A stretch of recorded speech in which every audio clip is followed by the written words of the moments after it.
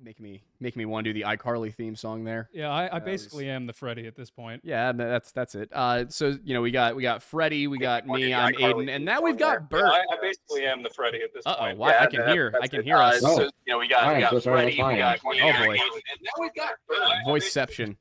All right, Sorry about that. We're all good. Rookie move. It happens, but we got both of us here. We are back from Tennessee. We hiked quite a bit, I think 22 miles in 3 days, which is more than we usually do. I think my usual mileage every 3 days is about 6 of walking. Yeah, if that for me. Yeah, so my legs hurt. I'm in pain. But we did the thing. You guys are going to see footage from Spence Field on Friday. You're going to see. We actually went. Yeah, we actually hiked all the way this time, unlike when we went with Wendigoon 2 years ago. It was horrible. I don't recommend hiking the Anthony Creek Trail. If you really need to get to Spence Field from Cades Cove, go for it. But maybe plan to leave with more than 3 hours of daylight left. We over and underestimated several different things on that day, and we highly recommend being more prepared than we were, yet somehow we still didn't go lost. No, we did not get lost. Yeah, that was Bert. I mean, obviously, I want to give you a chance to really introduce yourself here, but just to give you some perspective on this, because you cover similar stuff to us, so you'll probably appreciate this. We were about half a mile from where we needed to get to, and it got dark. It started getting dark. It was lights out, black, like the stars overhead were not providing much light. If we did not have flashlights on, we couldn't see the trail. It started getting dark about a mile and a half from where we needed to be. Yeah. But the trail at that point was so steep. I mean, we're talking like 27% grade at certain points. And it was a 6-mile trail. And we had been hiking the previous 2 days. So we got to a point where both of us are my right leg stopped working. Is that on this recent trip you guys just did? This was on Thursday. Oh my God. Yeah, yep. My legs stopped working. I had to sit down a bunch of times. I actually could not move. And this wasn't, for those of you who were watching who were with us in Alaska, this wasn't like that, where I was just out of breath, I was out of shape and all that. No, I actually could not move my leg. He was full stiff leg. And for those of you who were with us in Alaska, if you remember the glacier hike, the very middle bit, kind of, where it was a lot of switchbacks and it was kind of pretty steep. That was, imagine the full hike being that, and that's generally what this was like. Yeah, it was rough. I'm sure there are some people out there watching, listening who are hikers themselves who are laughing at us, but I could go another couple of years without doing that again. I am good to not do that again for a while. But I do want to take a moment because we have a special guest today. We actually have 2 special guests today. One's going to be here in about 20 minutes. But Bert, you were in our video on Friday. I was. Do you want to tell people who you are? My name is Bert Moran. I have a YouTube channel here where I go over spooky stuff, but I also look into missing people cases, and I try my best not to let the two overlap, where I know some people will, when they're missing, that means we can use ghost equipment on them. That's not a thing. I don't do that. So basically what I do is I like to go out to locations just like you guys did. And, hey, this is where it happened. And I've gone to a few pretty famous ones. I've actually gone to the Brandon Lawson case here that we're going over. That was an intense video just because I live in South Dakota. Oh my God. And that's God. in Texas. Yeah. And I made that trip in one day. What? I did that one drive with a car full of my kids and my wife, and we drove over into San Angelo.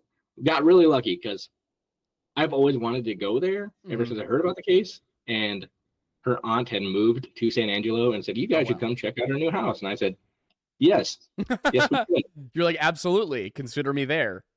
So, yeah, got really lucky on that one. But yeah, I did it all in one drive, 19 hours, I think it was, from 19 hours. I was tired. I got there. I was like, you got to put the other kid to bed. I'm going to sleep. And they're like, really? I'm like, I just drove 19 hours. Yeah, no, that shouldn't even be questioned at that point. Like, yeah, you just go right to bed. Yeah, pretty much what I did. When we were driving down to, we did our first leg was Philadelphia to Louisville, Kentucky. So that was about 10 hours. And I'd say 8 hours in, I had to hand over the steering wheel to Thornbury because I was just getting to a point where I was like, I'm just road tired. Like my eyes are just like, I'm getting tunnel vision. It was too much. And then same thing, we were coming back. It wasn't at that point yet, but I was like, I just need a break. Yep. I just need you to take over the last few hours of this drive. I'm amazed you didn't switch it over sooner, to be honest with you. I'm kind of a control freak about driving. Yeah, that's fair. Like, in order for me to be comfortable with somebody else driving, I have to be in a position where I'm like, okay, I feel safer with them driving than with me. Yeah. So I got to wait until I'm tired. Otherwise, I freak out. It's fun. Anxiety's great. But yeah, so we did the long drives are definitely the worst part of filming any of those on the ground videos is getting there. I agree with that. But once you're there, it's almost a reel. I want to say, whenever you get to a spot and you're like, okay, this is where it happened. This is what went down. This is insane. Yeah. That I made the journey. It's pretty awesome. Yeah. So, I mean, tell me about getting down to the Brandon Lawson spot. You know, you can only really get so much from looking at it on Google Maps and observing the terrain and all. You know, I think one of the things that we couldn't really get across, but is relevant to this case, is how desolate that stretch of highway is. So can you tell me a little bit? You were driving it, it looked like in the middle of the day, basically. I went to bed that night. Next morning, or the next day, after we settled and did some other stuff, I was like, I got to go out to the spot. I got to go check this out. It's like, I'm itching. So you leave San Angelo, you're heading north. You pass a Goodyear tire. They drive on a thing there. Yeah. They have a track to test out Goodyear tires. And after that, you got pretty much nothing. Every once in a while, you come across like a little house out in the middle of nowhere. But other than that, like hardly anything except trees. And that's another thing that kind of took me by surprise is I've listened to that audio multiple times. He said a field ran into a field. In my mind, I'm from South Dakota, so I think field. I think corn. I'm thinking beans. I'm thinking, a field. At the very least, just grass. Exactly. And I did not expect it to be as full and treacherous is a good way to say it because random hills, very thick cacti, as I said in the video. The trees are pretty thick. You can't see very far into it. Yeah. So I was kind of thrown by that because I expected more of a field. I've seen pictures. I've actually seen where the memorial and stuff where his car went off was. But yeah, and then another thing that they have down there is wild hogs. Is that something that you got to look out for? That was like one of the main things I wanted to know about because rattlesnakes, we have them here in South Dakota. Yeah. I know they have them down in Texas. I didn't know what to expect. Yeah. But yeah, they have wild hogs, stuff like that. And if you know anything about wild hogs, they'll eat anything. They'll eat anything. Yeah, which is, that's something I want to talk to Jason about definitely once he gets on here, because I'm curious about the condition of the clothing. Right. Because if he was, it's the thing we saw with Jordan Grider a few weeks ago. Like, if he was got by wild animals, you'd expect there to be evidence of that, not just his clothes fully intact. And wild hogs, I mean, often are going to be messy. Like they're not gonna strip you down before they eat you. They're just going to go right through the clothes. And rattlesnake, too, I think is good. In terms of how he died, I do think that's probably it. It's probably wild animals, snake, spider, something like that. But, I mean, I guess one thing that I'm definitely very curious about, you were on that road. It's about a 30-ish minute drive out of San Angelo. How many other cars did you see? Okay, so at that point, there were quite a few, but that I want to say that's probably like 2:00 in the afternoon. Yeah. On a Saturday, I want to say. So that I'd probably say I saw at least 10 cars go by, but it's a lot different because I also drove it when I came into San Angelo. I actually came in on that 277. Yeah. That's a whole different story at night because it was few and far between. So that's what I was curious about. Yeah, it's very few and far between. Whenever I first came into San Angelo, I came in on 277, and I think I remember seeing the spot where his car stopped because they have the memorial there. Right. And just like, I'm 18 hours in, I'm dog tired. I look over, I'm like, there it is. Mm-hmm. See you tomorrow, because I'm so tired. But I remember, yeah, there weren't a whole lot of cars there. Yeah, because that's one thing I was really curious about. You know, what I found very interesting about the timing of this phone call is Brandon makes the phone call to 911 at about 12:54 a.m. or a.m. And then the trucker that supposedly called in makes his call at 12:58. So there's only 4 minutes between Brandon, whatever happened with Brandon, and somebody passing this car.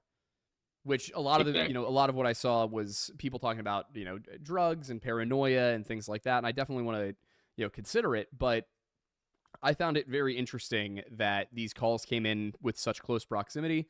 Somebody also commented on our video saying that they worked in dispatch in that county or in the neighboring county or something like that at the time, and they're pretty sure like they recognize a lot of that phone call, and they were like, we don't think it went to they said they don't think it went to the was a nursing home. Home.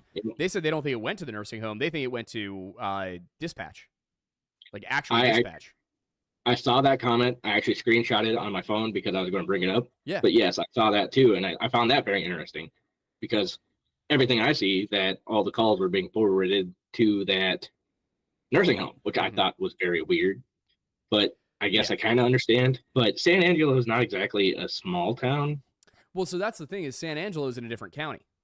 Yeah. So I think that would account for why the call went the way it did.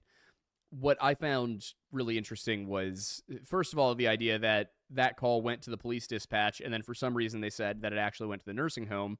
Because on its own, that's like, maybe somebody's just confused. But then I started seeing all of the comments from the sheriff's wife on Facebook.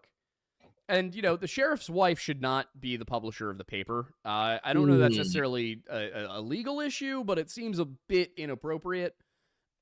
But if you look at her comments, it's a lot of just covering for the sheriff and saying stuff that doesn't make a lot of sense, like that they wouldn't run plates on an abandoned vehicle. They absolutely would run plates on an abandoned vehicle. Why would they not? Yeah, it's like if you find if the guy is standing on the side of the road waving his arms going, "I'm out of gas, help," you might not run the plates. But you find a vehicle and nobody's there, you're going to be curious about what this is, because all you got was a phone call from a trucker who says, "Hey, I saw a stranded car." You don't have, apparently, as far as anybody knows, they didn't know about Brandon's call yet. That hadn't gotten forwarded. Now I'm curious how it is that the trucker's call got forwarded in, but but Brandon's didn't. That doesn't make any sense to me. Is there anything, I guess, that you came across when you were looking at it? Like, what made you go, this case is weird? The fact that with the phone call, pretty much everything you just said kind of bugged me. That why did they go look for this right away? Why was it the trucker's responsibility to call in to get somebody out there in the first place, because the car or the truck was parked haphazardly into the road? That and the fact that there was basically no trace of him. Yeah. I believe they had search dogs at one point, but the search dog led them in the wrong direction. Yeah, which happens. I love search dogs. I love all the resources they have, but they're wrong sometimes. Yeah. They're not always 100% right, and people like to argue that, but it's just what it is. And another thing that bothered me with the whole phone call thing was after he called his brother Kyle, and he said, mentioned that he was bleeding. Mm-hmm. You've been hiking. Yeah. You've been out in places. If I'm talking to somebody on the phone, if I get like a scratch or if I like bust a knuckle open, I don't really care to mention that to anybody. Yeah. Like, oh, I'm bleeding. It's not, I'm bleeding. If I'm saying I'm bleeding, I'm in trouble. Bleeding. I'm bleeding, and that's not good. And that's the only way I'd ever bring that up. That would bring me, to the next part of it is that phone call. He says, and I heard it, there were a lot of people in the comments that are like, "Oh, he's saying stater. It's slang for state trooper." No. I have gotten I combed through this. I was like, is Stater, is that what they would say for state trooper in this part of Texas? And every single answer I found was no. That, like, no, we don't say Stater, we don't say Staper, we don't say any of that. It's trooper. There's a trooper. Or there's a state trooper. They apparently don't say Stater. Which, you know, I've up never here, heard it would Stater be trooper. That's what we'd say too. I was gonna say, I like, not that I'm the most metropolitan person ever, but like anywhere I've ever been, I've never heard it called Staper. No, not Stater, not Staper, just trooper.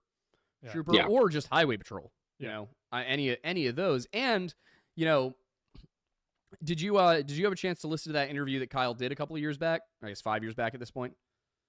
I did not. No, I should have, but I never listened to it. No, I didn't even know that was a thing until you brought that up, and I was like, I did not find it until I was almost finished the script. I'm just combing through. I'm like, is there anything?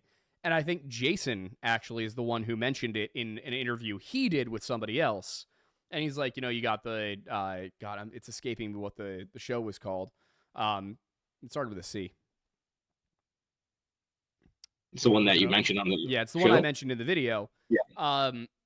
But Crawl Space? Crawl Space, yeah. And he was like, yeah, you know, the Crawl Space guys did an interview with him. And I was like, oh, all right. Go look that up, found that. And of course, you know, Kyle's got an entirely different side of the story that's just not in the media.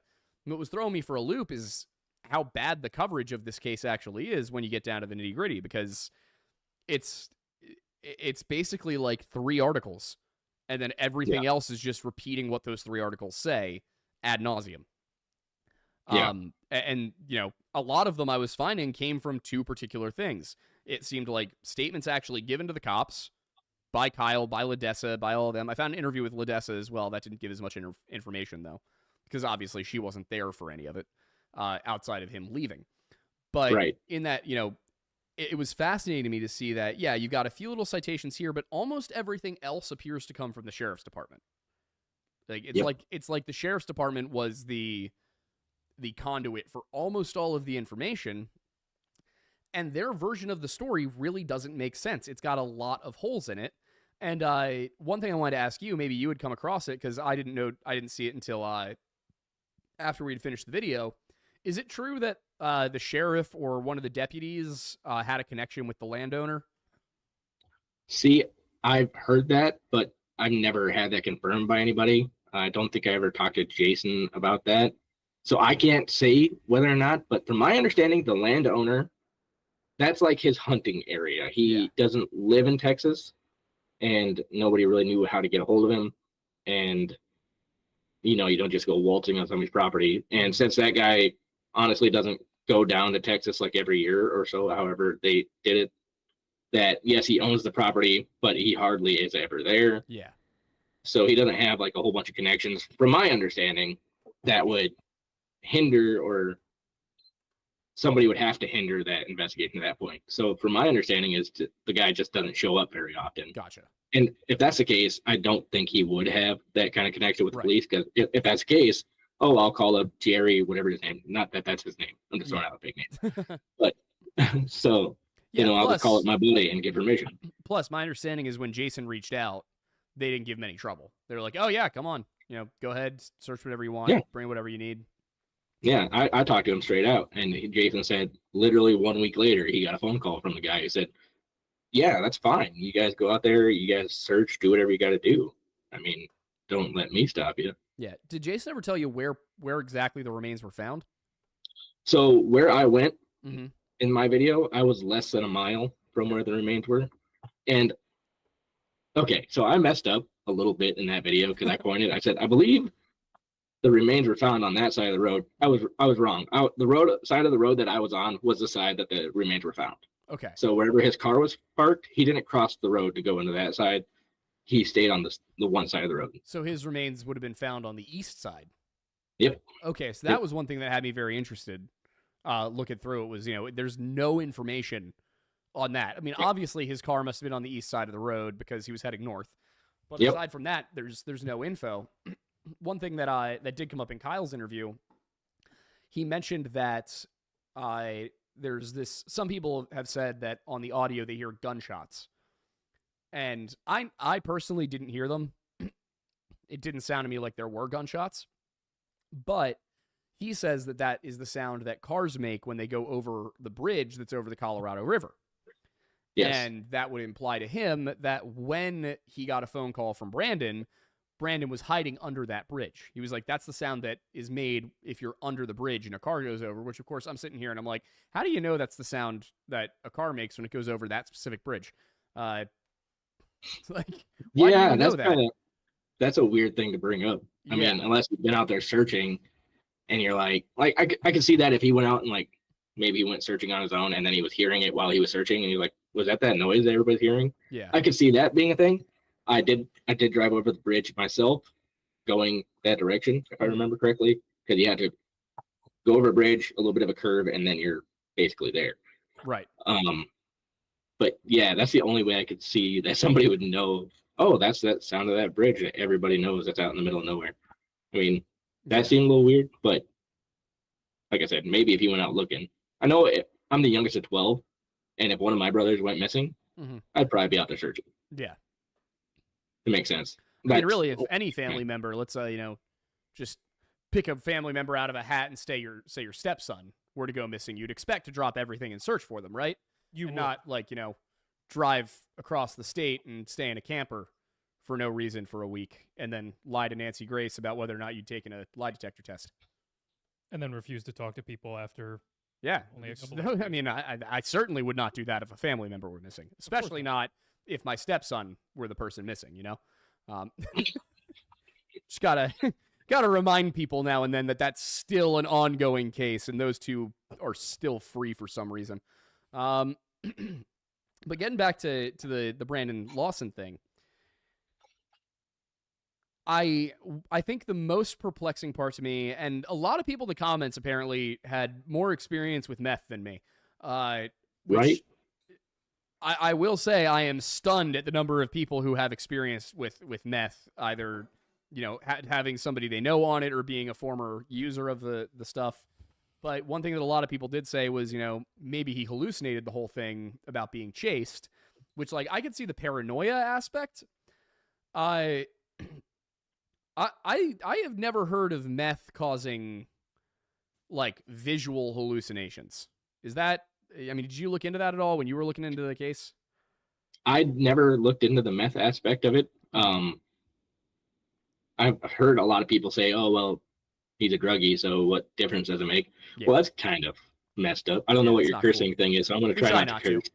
But I don't think that's very cool. But like I said, I've had family members that were drug addicts. I think everybody knows somebody that was a drug addict at some point.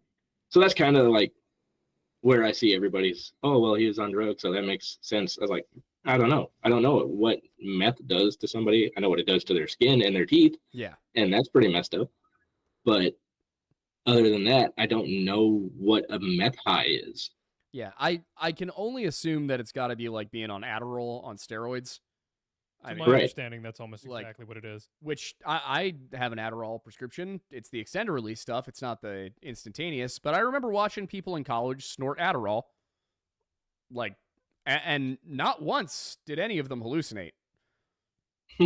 So I'm not here to be like, no, nobody ever hallucinates on meth. But with what he was saying, he was being so specific about it. I am being chased by people from the neighborhood. People chased me out of the neighborhood. I had one person who emailed me. I can't remember the name. I want to say Tom. I hope that's okay to even say. If not Tom, just be mad at me. I'm sorry. But he emailed me and he had this entire story that he thinks happened and he went into detail. He said that Brandon got busted for meth in Dallas. Or what's the other one? Fort Worth? Fort Worth, because I've been to both. They're literally the same place. I'm sorry about that. In Texas, you guys are going to hate me. It's connected. It's all one big spot. I know there's two different culture things there. Don't get mad at me. It's like Miami and Fort Lauderdale. Right. This guy's story said that he got busted down there they moved him to San Angelo to put him into a sting operation to try and bust more drug dealers down there. So he moved his entire family down there, and then that's kind of what happened. So you think he was an informant? That's what he was saying. I don't think. Not you, but I don't think. He was suggesting he was an informant. Yes, and that the Mexican expletives were the ones that were chasing him down because supposedly they figured this out, or something along that lines. I will say, as a theory, it kind of works. Yeah, I mean, there's definitely a sound logic to it. It would explain why the cops were weird about it. Like, why they didn't mention the phone call, why there was no mention of the state trooper. I mean, it does make sense. Yeah. I mean, and if you look at, like, when this all happened, he had just purchased meth from somebody. That does seem like it's actually a plausible It's a good theory. It is a very interesting theory for sure, but at this point, without any evidence leading to that, it is just a theory. So definitely. I don't want people to spread that. Who involved directly would know. Right, exactly. But yeah, like I said, it's an interesting thing. The guy had an entire thing about it, and okay. So while I was down there, I talked with quite a few different people. Mm-hmm. That's the next thing I was going to say is, did you get a chance to, like, ask around about it? I did. I kind of do that with it, like, a lot of the places I go. I try and talk to, hey, do you know anything about this? Basically, my understanding, I do want to go back there. So please, if you guys hear this, I'm not accusing you of anything. I'm just telling you what I heard. Mm-hmm. That the police in that area kind of let things slide a lot because they don't really, care too much as long as they're making a little bit of money themselves. From my understanding, there are quite a few of, like, illegal casinos down there and stuff like that the cops know about, but they don't stop. And that, again, is just something I heard from multiple people. One person told me that they had a relative who was a cop or something like that, and that they were offered a job at one of these casinos, and the cop basically told them, well, if we ever do decide to raid it, don't be there when we come. So that, is it a real thing? I don't know. But it seemed like multiple people I talked to said that it's kind of sketchy with the police down there. Yeah. Almost like, I don't know if you guys looked into the, I did a video about John Lang from Fresno, California. I've heard the name. That, if there's a police, I want to say what I'm thinking, organization of police crime. Yeah. That one has a lot of information to point that, the cops were covering up this murder that they committed. Yeah, and that's, would the, it was Cook County, right? That's what it was? Cook, yeah. Cook County. Like, would they cover for what San Angelo cops were doing? Right. Like, my thinking, initially was that what happened here was the cops basically wrote this off as a drug addict who, wasn't, like, just wasn't worth looking for. And that the reason that the phone call was never forwarded or never recorded isn't that it was never forwarded along. It was that they failed to respond to it in time, and then, had the whole he's a druggie thing. And then once they realized how bad it was going to be that they didn't respond to it, they pretended they never received it. That's kind of what I was thinking. Because, what's really weird about that call to me is how obvious it is that he is distressed. Like, there's no way to listen to the call and go, okay, he's full of it, or this is a prank or something like that. He's very clearly scared and concerned and begging for help. And, his voice, gets more and more, I'm trying to think of the right word here, but he becomes more and more agitated as it goes on. Yeah. He starts off a little bit more calm, like, I'm in the middle of a field, I was the stater, the whatever, like, all the things he says. And then, he gets into the part where he talks, oh, I totally ran into him. And he's like, oh, I totally ran it. Like, he sounds really upset about it. Like, he pissed somebody off and he's scared. So, one thing that I didn't consider until just now, like, it just occurred to me, was maybe he hit people as he was leaving town. Oh, maybe. That was that was another thing that the guy who said that he was an informant said, that he went to get gas that day before he left, because it's a 3-hour journey, 3.5, 4-hour journey. And why would you leave that low of gas? But supposedly that's where he first ran into him, was at the gas station. That would make sense. And he pulled up, and then those guys showed up. So he's like, I got to get the hell out of here. Quick, I'm going to stop talking because Jason messaged me. He says he needs a link to join. Oh, well, it should be right in his inbox. Yeah. That's what I thought. He said he's actually in the chat right now. Oh. It says, Aiden, do you want to try and... As soon as I accepted the invite, the email disappeared. Oh. Might want to send him another one. Weird. Sorry about that, Jason. I see you're in the chat, and I appreciate you, man. Go let him in. Yep, hang on. Yeah, because, I mean, when you think about it, like, a lot of the stuff that doesn't make sense about, you know, why would people be chasing him out of the neighborhood, like, all that, you know, if he's saying instead of the Mexicans from the neighborhood are chasing me, right? If it's I'm like leaving the neighborhood and the Mexicans are chasing me, that's different. Like, yeah, I was on my way out and the Mexicans caught up. Like that changes things a little bit. You know, also doesn't necessarily mean they had to be Mexicans. Right. They could have been any Hispanic group, and he might have just said Mexicans because that was right. You know, where he is. That's most likely. But yeah, I mean, if you were to, and then the scrapers comment would make the most sense, because one of the things that people said that I was seeing were that it might be scraper, not stator, not staper, not any of that. And that was a kind of car, a style of car driven, or a style of car modification, I guess, driven by the Hispanic community in the Bay Area. So you could potentially see that spreading beyond California and Hispanics all over the Southwest having that kind of car. In which case, you know, if he's going to get gas, because one of the other things that never made sense about it was the gas. Why was he so low? He knew that what was going on. Some people said, oh, well, he was on meth. We don't know that he was. He had done meth the previous day. Right. It doesn't mean he was still on it. That's what they were fighting about, him and Ledessa. I believe that's what I read anyways. But yeah, why would you try and make that journey on no fuel? No, it doesn't make any sense. And it also, to me, it doesn't make any sense that, okay, so I actually drove from San Angelo to Fort Worth. And I know he was going to Crowley, which is basically Fort Worth. Yeah. Again, sorry, it's pretty close.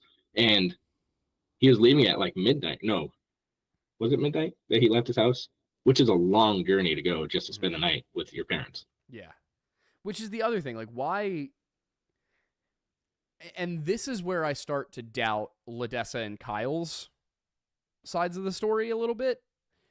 Why was, and honestly, Brad, their dad, because why was he going to Fort Worth? You know, what conversation transpired? My thinking is that maybe his parents encouraged him. Oh, there's Jason. Yeah. Hey, Jason. There we go. Maybe his parents encouraged him to come down, but yeah, Jason, you know, let's get you on screen so we can introduce you and all that. I'm very happy to have a chance to meet you. Sure. Having Aiden. How's it going? Good. So, for everybody watching, Jason was instrumental in finding what are believed to be the remains of Brandon Lawson. I believe you started searching. It was when? Was it 2018 or 2020? No audio. I've got the YouTube thing going in the background, so I'm getting like a double of you guys. So give me just a second. Oh yeah, just go ahead. No worries. That. Just mute that side.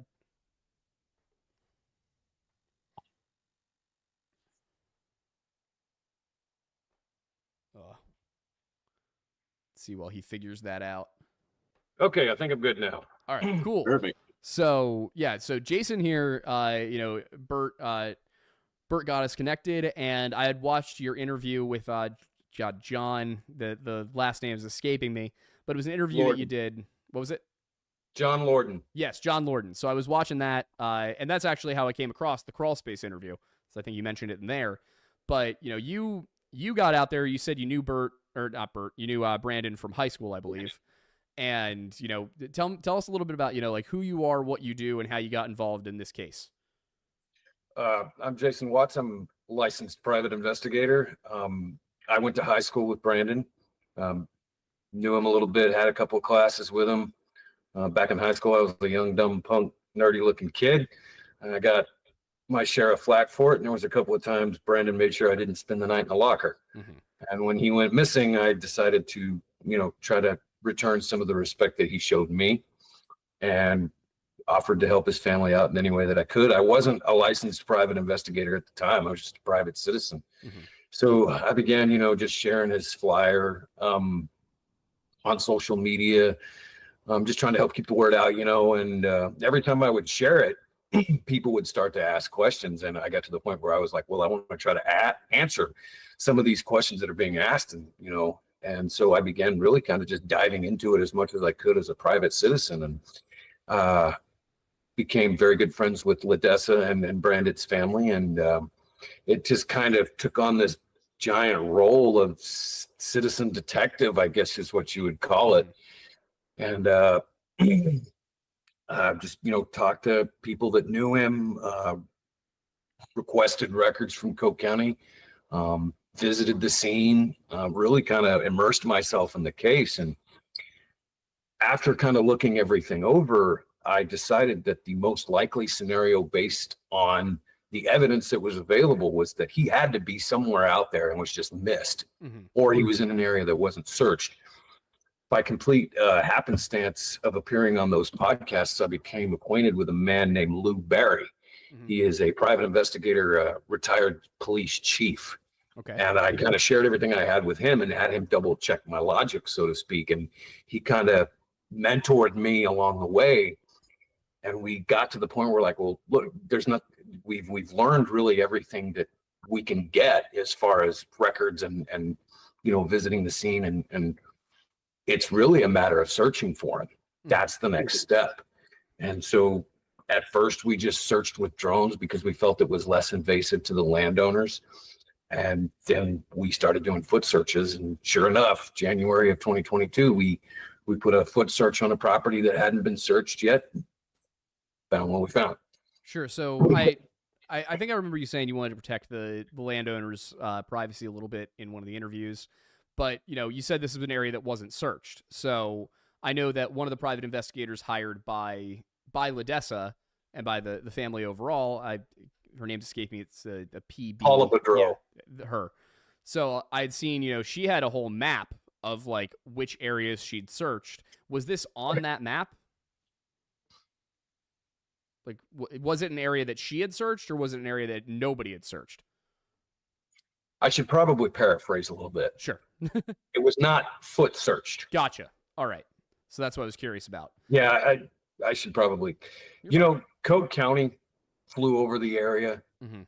Paula, that's how she searched it, was she flew over the Gotcha. area. So was the area flown over? Yes. Was it heavily foot searched? I don't believe so. No. Got it. Just based on my conversations with the landowner. No.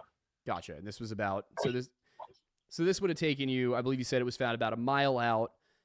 When you came across this, I believe I was reading, you said something about like one of the people in your party dropped back. They had found a shoe or something along those lines.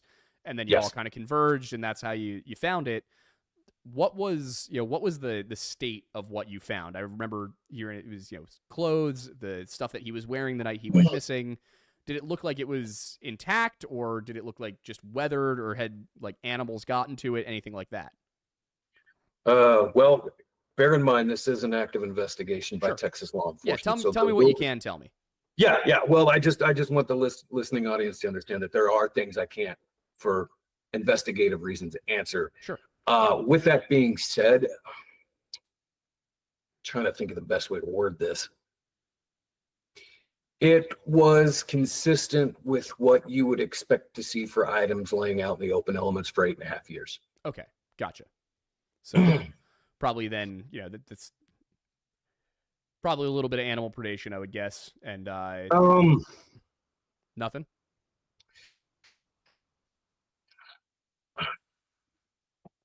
Again, I'm trying to think of the best thing.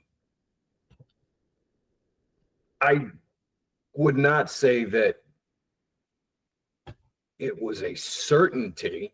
Mm-hmm. Possible. Yeah, Okay, that's gotcha. the best way to word it. Yeah, that's the best way to word it. Yeah. So while you were out there, what was there anything that you did you come across, any rattlesnakes, any venomous looking spiders, things like that, or was it pretty barren of wildlife?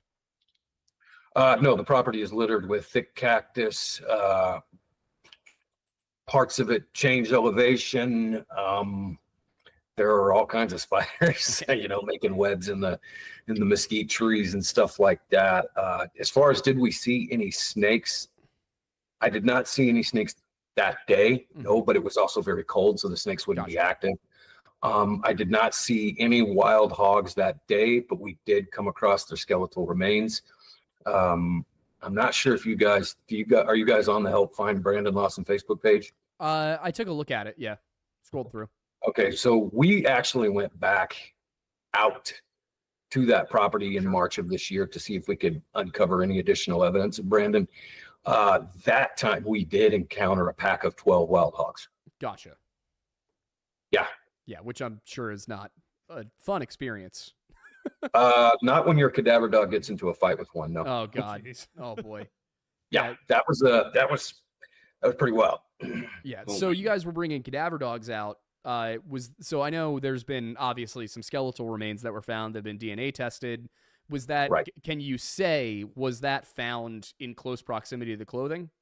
Yes, it was. Okay, because that was one thing I was also curious about. Looking over it because again, we were looking at all angles as we try to do of what could possibly have happened here. And one thing I was like, all right, well, if this was staged later on, what would be there? Would you necessarily? Could it be that somebody was just throwing clothes out there to make it look like he was there? No, yeah. That's not. I've actually seen this theory brought up. Was that evidence planted there? Right. And I can go ahead and answer the question. Okay. In order to plant evidence, you have to know somebody's coming to look for it, right? Right. I mean, otherwise, what's the point? Not only do you have to know somebody's coming to look for, you have to know where they're going to look. Okay, I have to place these there because these are where these guys are going to be if I want this found, right? Okay, well, there were 4 people that knew what property we were searching that day. Okay, me, so probably not. Yeah, me, Lou Barry, the landowner who was in the hospital with COVID in ICU on a ventilator. Oh, wow. And one of the other searchers who unlocked the gate to let everybody on. That's it. Ledessa did not know. Sheriff McCutcheon didn't even know we were coming that day. All right, so that's interesting. Yeah, that was kind of the next thing I wanted to ask too. Was like, obviously we have a general idea of where these remains were found. They were, it was on the east side of the highway, right? I will not confirm or deny which direction they were found, just to protect the landowner. And all right, hey, I'm sorry. No, you're fine. So you probably the next question I was going to have was, were they in Coke County? But I guess that would. That would answer the question. that could potentially answer the same question. So they were in Coke County. So this is in the same jurisdiction. I guess one really quick question I do have is, you're Texas. So what are the Texas requirements to become a private investigator? Because up here you have to serve as a detective for several years. Yeah. It depends on whether you want to open your own agency or just be a private investigator. In my case, I have an agency that carries my licenseship. Gotcha. If you want to open your own investigation agency, you have to take a manager's test. And I think don't quote me on this, but I think you may have to have some sort of degree in business management. Again, don't quote me on that. Right. But I mean, in my case, I'm just another agency carries my license. Gotcha. That's kind of, yes. That's a lot better than up here. Yeah, as a matter of fact, it's. Yeah. Yeah, no, up here you got to be a detective for I think 3 years, and then you got to pass. What state are you guys in? Pennsylvania. Yep. Oh, nice. Yeah, we looked into doing it like 2 years ago when we started getting really heavy into the actual primary source investigative element, and everything that we found, it was just if you're not former law enforcement, you're not allowed to do it. Yeah, some states require that. Yeah. It's frustrating too, because then you get into a situation where all of the PIs up here are former law enforcement, which means that they typically don't want to cross existing law enforcement, which is an issue we actually ran into with one of the cases we covered. Yep. Right. And I mean, one I'm thinking of. Booth. That's kind of, in a way, that's kind of understandable because, I mean, let's face it, you can't solve a case without law enforcement. I mean, yeah, okay, look at me. I went out there and we found this stuff, but I still had to call them. I mean, they have to come in and test everything. And, you know, if there is ever come to light beyond a reasonable doubt that there's a criminal element to this, they have to be the one to slap cuffs on somebody. I don't have that authority. Right. And I don't have the authority to bring charges forth. Really, in all honesty, when you boil it down, private investigators really can just gather information. That's really what they do. Yeah. You're private investigators, not private police. Yep. Correct. So, but I don't know if you were going to ask about this, but I was curious if you had any thoughts that you could share about the 911 call that he made. As far as what I think he's saying? Partially, yeah, about what you think he's saying, and, you know, any reason that you could see as to why it didn't supposedly get connected properly. It did. It did. it did? Yeah. That's that's kind of an unknown, you know, and for the longest time, Odessa and the family didn't know. So here's the truth. Coke County did respond to that call. They sent a deputy north. It is in their dispatch logs. It's even in the sheriff's wife's articles. Yeah. Say what you want about those. And I understand that, because I don't necessarily agree with everything that was written either.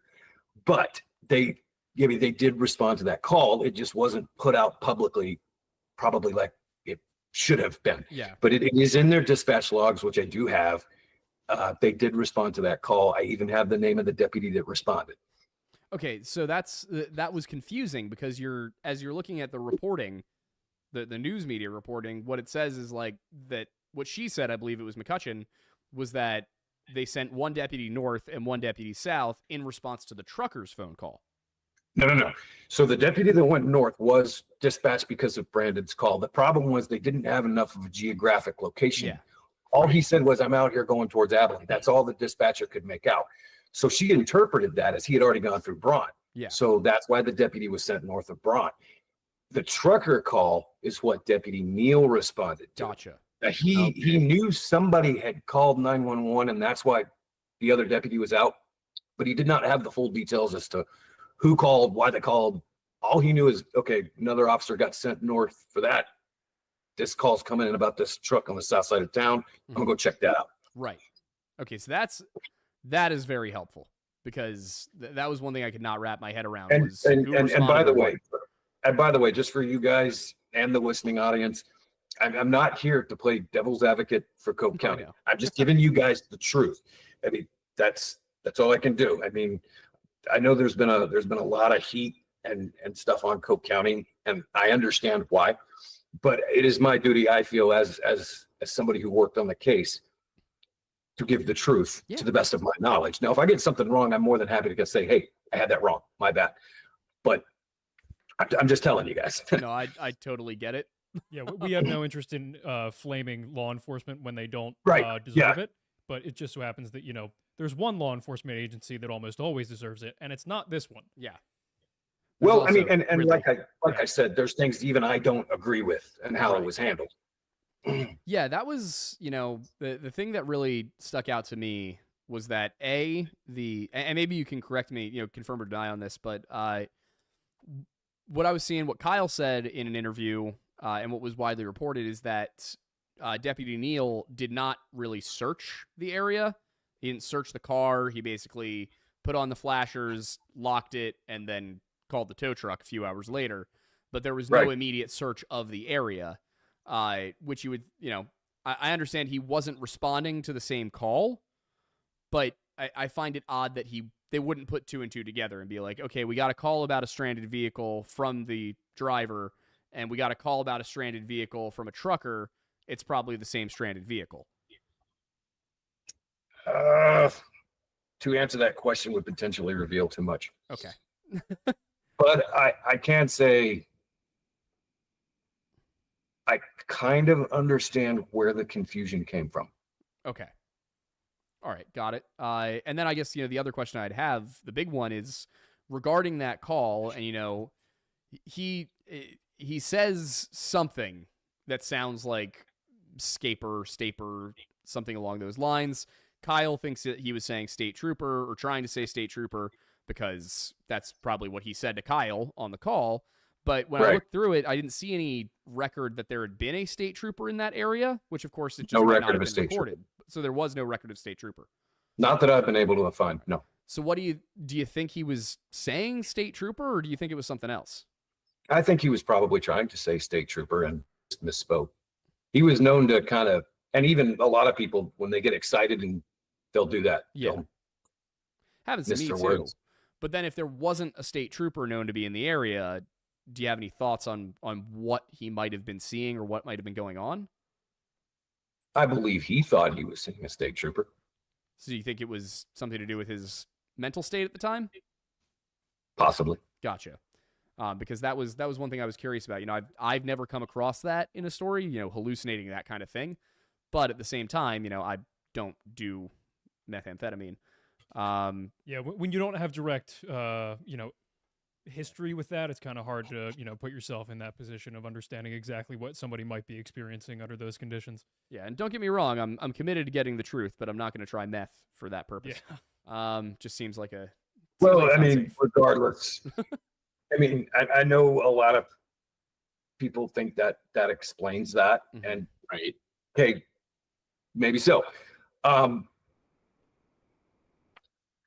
Take that at, you know, how you will. I mean, if that's what was going on with him, that's, I mean, to me, it never really affected much. I was still going to put as much effort into finding the guy as it took. That's something I also brought up and wanted to say was just because somebody, let's say, not saying he was, somebody was a drug addict or was on drugs does not make that person any less important than anybody else. Right. And, you know, I don't know that I would even consider him an addict. I mean, look at the way his family, I mean, Kyle himself described it. He would do it like every 6 months or something. Yeah. Between That's jobs, no basically. different. I mean, that's really no different than you and going out every 6 months on a date with your wife and drinking a beer. Yeah. Are you an alcoholic? No. Right. Yeah. It's so when you guys were doing, I mean, obviously it seems like most of your efforts were focused on expanding out from where he was last known to be. Correct. Did you do any digging into what happened in the immediate hours before he went missing? Like any confirmation of events, any of that? I know you said you become friends with Ledessa. Like, is there anything you can say about what happened that night before he got on the road? Well, he did stay in Fort Worth with a couple of his buddies the night before. Mm-hmm. I mean, Kyle even said that in his interview. Yep. That's how he got a hold of him, was he called some people back in Fort Worth looking for Brandon, and he found him through, you know, one of their buddies. Yeah. So yeah, he was here in Fort Worth hanging out with some of his boys, and then, you know, he came back home and there was the disagreement, and he left to come back to Fort Worth. He wanted to go see his dad. Yeah, I figured that was kind of like a, you know, his parents maybe being like, well, why don't you come home, cool down, kind of thing. Yeah, well, I mean, his father actually tried to talk him into staying home because it was like 11:54 at night. And he didn't want to turn out driving because it takes a good 3.5 hours ish to get from San Angelo to where his parents lived in Crowley. So, yeah, I mean, I wouldn't want my son making that trip at night either. But, I mean, you know, I can also understand as being a 26-year-old man, when you're going through some crap and, you know, you're stressed, sometimes you just want to talk to your dad. Yeah. Sometimes you want to go hang out with your dad. You know, my dad puts things in perspective for me, even at the age of 39. So, yeah, I mean, I can see why. A lot of people wondered, why didn't he just go to his brothers if his brothers lived 5 minutes down the road? He didn't want to see his brother. He wanted to see his dad. Yeah. Right. I mean, it makes sense. Like, I mean, I know there have been multiple times in my life where I'm like, I just need to go home right now. I just need to be at home. You know, dad's lived through it. I'm going to go talk to dad. Yeah. When it comes to some of the other details of it, you know, like him running out of gas. Obviously, you know, one thing that came up in the reports was that the Kyle had put gas into the car when the police went to tow it, and that he had left the empty gas can in the truck bed. Is there any reason you can think of why he might have left San Angelo without enough gas in his tank? I think he was distracted. Just wasn't thinking about it? He was I mean, whether he was in a clear frame of mind or not, I think he was stressed. He probably wasn't paying attention. I had a model truck very similar to that. I think Brandon's was a 2000. I had a 2002. Yeah. They do have a gas light that comes on, but it's not like the newer models that'll tell you have so many miles to eat. No, there's just a little light that'll ding on and say, hey, low fuel. So I think he was probably stressed and not paying attention. And then that light came on and he went, oh, crap, I'm already on the north side of town. Mm-hmm. Well, I know Bront's coming up. Maybe I can make it. And Yeah. unfortunately, he didn't. Unfortunately not. Right. So one of the other issues that comes to mind, and Bert and I talked about this earlier on the show, is when he's on that 911 call, he says he's in a field. And, Right. you know, for us up in Pennsylvania, a field is typically grass, maybe some flowers. That's a field. Looking at the terrain, looking at Google Maps, all that, obviously it can only get so close. It doesn't look like what I would refer to as a field. It looks more like I don't even know how to describe it, a thicket almost. It depends on where you are. So, yeah. So are there areas there, I guess, that are, you know, more flat without trees and cacti? And then Yes. it brings you into some forest? Okay. Yeah. Oh, yeah. Like I said, it depends on where you are. I mean, the area right there next to where the truck was found is pretty flat. Mm-hmm. But if you go 20 yards to the southeast, Mm-hmm. you got a hill that goes up and then drops down. Yep. Yeah. So there are parts of it that are flat. Yeah. And then there's parts of it that are not flat at all. Okay. So I guess the last thing about that then that I would be interested in, on that phone call, it really, I mean, would you agree it sounds like he's running from something? Oh, yeah. So he sounds like he's running from something. He sounds like he's being chased or he thinks he's being chased. He says his brother said he was bleeding at one point. But then when his brother actually gets there, you know, only I think like 15 minutes after this phone call, after this 911 call, Kyle's saying he's within the sight line, like Brandon could see him. So how, like, I'm trying to wrap my mind around what could have happened in that 15 minutes between the 911 call and Kyle pulling up, that Brandon not only felt comfortable enough to go sit down somewhere, but that he was able to get from wherever he had run to all the way down here. Because, like, for example, Kyle says, oh, those, you know, gunshots people think they hear are actually the sound of a car going over this bridge over the Colorado. But that bridge is like a mile and a half to the north. It's a mile. Mile to the north. So Brandon would really have to be, you know, kind of booking it to get back. At least he'd have to be walking fast. I can run that distance in 10 minutes. Yeah, sure. But I guess that's only the first part of the question for me is, you know, he could do it. It's physically possible to It's do it. physically possible. A little harder at night. Yeah. How do you go in I'd imagine. 15? Exactly. It's a little harder at night and off the road because the police officer was driving down, didn't see him. So Right. if you make, I'm trying to wrap my head around what could it be that caused him to run all the way up to that bridge, supposedly, or at least into the, you know, out into the forest around him, that he no longer was scared of and Right. came back to sit down right next to the car. I'm not convinced he ran to that bridge or was anywhere near it when he made that call. Okay. So do you As think a matter of fact, Mhm. is it possible he was? Maybe, but I don't think that sound is the sound. This is just my opinion. It's just my opinion. It's not the opinion of you know, family or investigators or anybody else. I think that sound that you're hearing at the end of that call, that some people think it's gunshots, some people think it's the sound of a car going over a bridge. I don't think it's either one. I think it's the sound of a heavy vehicle, probably an 18-wheeler flying by, and that you're hearing. Have you ever been talking to somebody when they're outside in the wind? Mm-hmm. You get a very similar sound. Yeah. And I've noticed when I'm standing on the side of 277 and an 18-wheeler blows by me, there's a huge rush of air. Right. I had it recorded on one of my old phones. I'm not able to bring it up for you, but Sure. if you compare that sound wave to the sound wave at the end of the call, they're very similar. Yeah, that would make sense. Yeah. Which would have obviously implied that he never really moved. So I mean, he's on the phone with Kyle multiple times as as Deputy Neal is right there. Right. How then, like, I guess, is there any reason that you can think of that he would have then run a mile out of the way? The only person that knows the answer to that's Brandon. Right. I don't know. I mean, I can't tell you. I mean, I think when Kyle and Deputy Neal were there, Brandon was probably very within eyesight. Mm-hmm.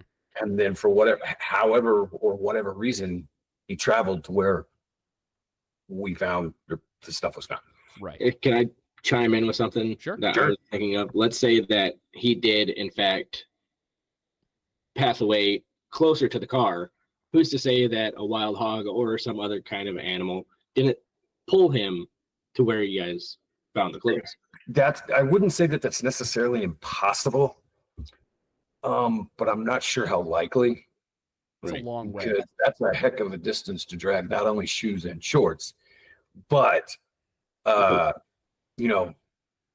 rest of A person. Yeah, because you have these three major items that are all found within close proximity. Plus, not to mention, if that event happened near the road and then it was moved by an animal, there would probably be some scatter closer to the road that was found, and there was nothing like that. So when you say the three major items, can you go over what those were? Well, the shoes, the shorts, and then ultimately the part of the skull that was found. Gotcha. Okay, that's what I wanted to clarify. One thing I was interested in, obviously you may not be able to comment on it all that much, but the DNA, if I remember correctly, was confirmed to be male over a year ago at this point. Correct. And then they got back the preliminary results earlier this year, I think March or June. Correct. And to this point, there has been no movement on that. At least not publicly. Not publicly. Not that's been made public. Yeah. So, but there has. So, I mean, I'm guessing you can't say for sure, but that DNA is going somewhere. It sounds like. It is. It's continued to be worked on. I'm trying to think of the best way to word this without getting into trouble. Okay, let me put it to you like this.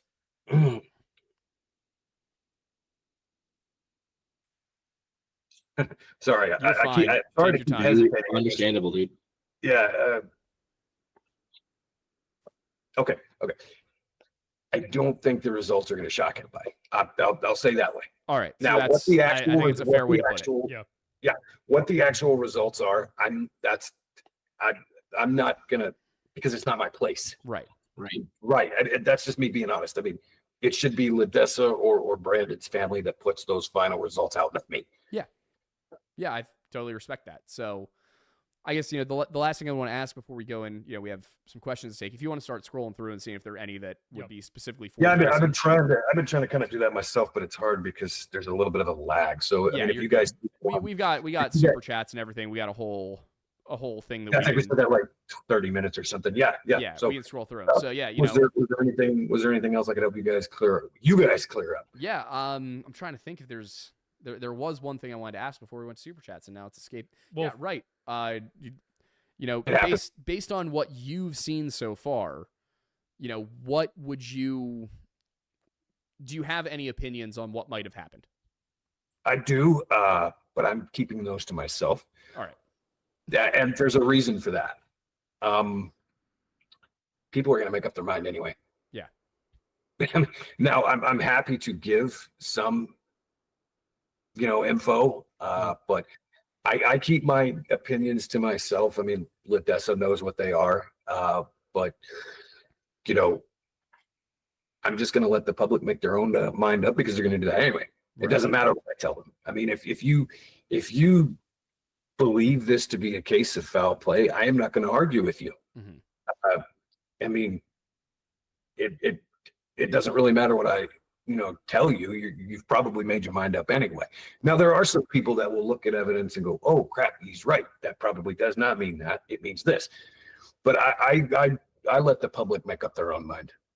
Yeah, that answers my question as far as I'm concerned. Yeah. Yeah, because for me, if it's it seems like, to an extent, Kyle might suspect some foul play, maybe even on the part of the police. But and I understand why he's suspicious of it.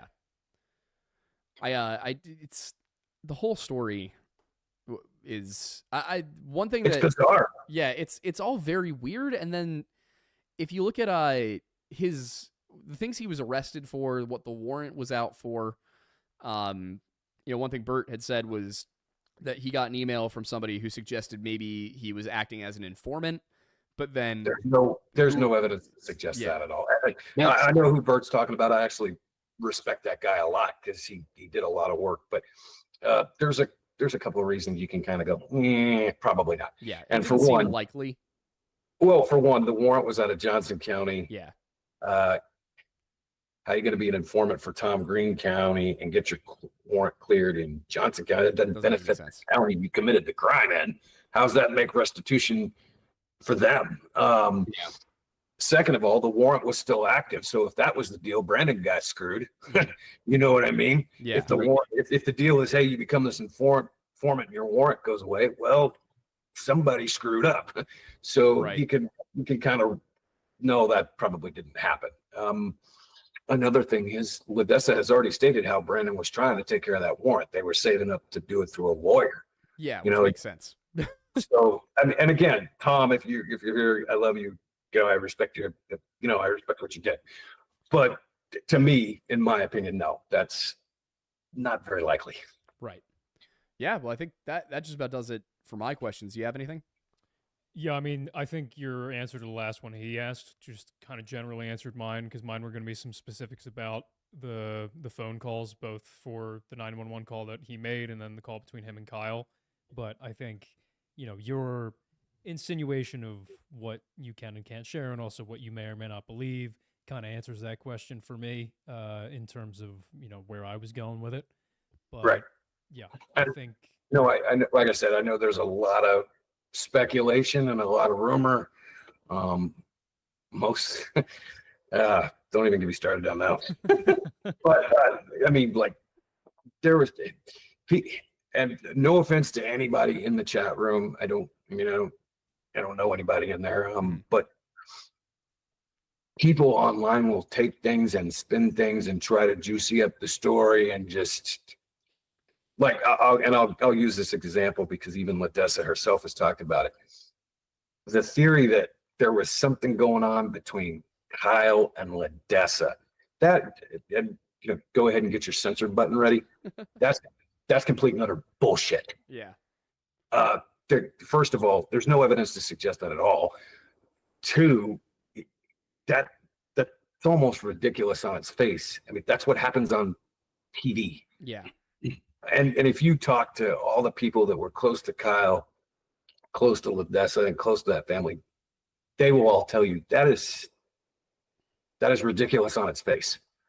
Yeah, I was going through everything, that wasn't even something that occurred to me. Yeah, and I don't think either of us even heard of that as an idea. No, I was looking through it, like, all right, from everything I can tell, this guy, Brandon really loves his kids, really cares for his family, makes some mistakes now and then, but isn't a bad guy.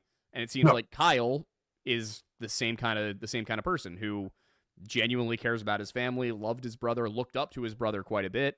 Like, that doesn't seem like the kind of thing I would expect. Yeah, definitely not. Out of this family. So obviously everybody can be surprised at times, but that feels very, not even Criminal Minds. Like, that's just that's like daytime SVU.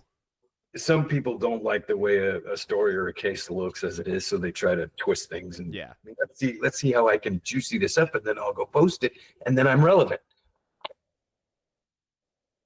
I agree. I've heard a lot of that same kind of speculation while I was doing my videos and stuff like that on it. I even talked to you about it, about people try to make it into like a paranormal story, which stop that. Don't do that. It's just not. There's no reason for it to be. Exactly. And I believe Jason told me himself that he had people who wanted him to bring him out to the site, and they were trying to bring ghost equipment and stuff like that, if I remember that story correctly. And you were like, get the hell out of here. Yeah. That's not a thing. Two things I wanted to bring up. First off, one I wanted to get off right away was the speculation that Ledessa had anything to do with this is just completely trash. Like, that doesn't make any sense that she would have anything to do with him Again, going missing, dying, and then she keeps the damn case open. What sense does that make? none. None. And Okay, the only other thing I want to bring up is something I saw in the chat a lot, where people were confused on why it took, after the clothes were found, why it took a couple of days for the law enforcement to get a proper search team in place. Oh, I can tell you exactly why that happened. Sure. They wanted to do it right. I mean, you got to remember, they didn't know we were coming to. No one knew we were going out there.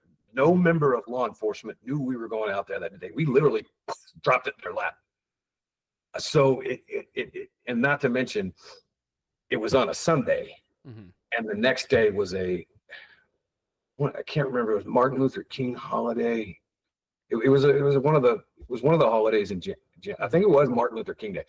So I mean, the next day was a holiday, and so they couldn't. I mean, like I said, they were not prepared for this at all. And so what they really wanted to do was get enough people out there, good forensic people. They wanted to come in with cadaver dogs. They really wanted to come in there with a big, heavy presence, because they knew after this, this was already 8.5 years. They already knew they had their work cut out for them as far as finding additional evidence. So they really wanted to get in there with a good team of people. They were initially set to come back, I think it was like a week later, and do that search. But what happened was, they had a Texas Ranger. I don't know if he got killed, but I know he got shot. And so they devoted a lot of resources that they were going to put into the search to investigating that, because it's an officer involved incident. So that's what took them a little bit longer to get out there. But yeah, no, that's why that happened. Yeah. I mean, there's not nearly as much urgency to get a search team out there 8.5 years after the fact. Yeah. Well, I mean, yes and no. I mean, for example, if you've got to go out and search for remains, or you have to investigate this murder that just happened, I mean, obviously murder is going to come first.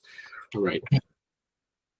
I'm not saying there was a murder. I'm just giving an example. No, I got it. Yeah. Right. And also, from what I understand, this county does not have a robust law enforcement detail. It's 5 cops. Yeah, there's 2 towns, and I think the county they have a population of less than 10,000 between them or something like that. It's 3,000. Yeah, which is just there are that many people within 500 yards of us right now. Yeah. Oh, same here. I mean, it's not. When Bert, I know you've been to the area, but when you first go out to Braun, if you're not used to that like that, it can come as a bit of a culture shock to you. The first time I ever drove through the town, I went, where does everybody work? Right. Yeah. But I mean, it's a very, in some ways, it's a very different way of living. And, the people that live down there, that's their life, but to someone who lives in the big city, that would come as a, what the heck kind of thing, Right. And that's kind of opposite for me down here in South Dakota, because our biggest city is Sioux Falls, and it's not huge. But I gotta know how many people there are in Sioux Falls. I think it's 200,000. That is smaller than our county. Yep. That's literally the largest city in South Dakota is Sioux Falls. I think that would be the 3rd largest city in Pennsylvania. Okay, yeah, no, and South Dakota is a pretty big state. And then the town I live in is only 18,000 people, I think. And that's considered a pretty substantial city around here, which obviously I've been to bigger cities. I just got back from Des Moines a couple months ago, which is Des Moines, pretty decent sized city, still pretty small. Yeah, that was one that is some culture shock that we've had traveling around too. Anchorage is 250,000. Yep. Philly is 3 million. Yeah. Our town that we live in, I think, is 45,000. I think the township overall, the borough is 17. Yeah, and this is just a town. Yeah, to us, at least. Which is suburban sprawl all around us too. Yeah. So, yeah, it's definitely different. And that's been one of the interesting things about doing this work. Looking at all these different places, trying to put yourself in the mindset of oh, that's a small town. What's what is life here going to be like? What are people going to be like? And thankfully, I spent some time, up in central Pennsylvania. I got used to a little bit more of that, and knowing people from those areas. But it's a different world. But yeah, I do definitely want to get to some of these chats. So are there any that are specifically for Jason? Because I don't want to keep him too long. Yeah, there are none that are directly relevant to the content of the conversation. They're mainly focused at either just general comments about the channel or questions for us specifically. Oh. All right. Well, you guys are welcome to stay and hang, but I don't want to keep you if you got to go. I'll hang. No, I can probably hang around for another 25 minutes or so. No problem. Anything about this case specifically? Not really. Some of the usual stuff, some of the usual types of questions that we get. I'm already getting haters. You're already getting haters? Incredible. Yeah. Well, guys, don't hate on Jason. He's actually the one doing the most of the work here. Right. Yeah, he's the most professional of all. Yeah. Of us. The rest of us here are just people on the internet. Yep. Right. Exactly. Listen, I'll toot my own horn about the Smokies a little bit, but at this point, I would my follow-up question would be I'd be curious, Jason, if you'd be interested in doing a little bit of I guess the term would be, what would the term be? I have no idea what you're going to ask, so I don't know. I guess consulting in a sense for one of the cases that we looked at in our area that we've looked at some of the files I know what you're talking about. Yeah, that there have been a couple other private investigators that have been involved and township police that there just doesn't seem to be a good conclusion to, despite the fact that at least when we look at the files and when we look at the photographs, the conclusion is pretty self-evident.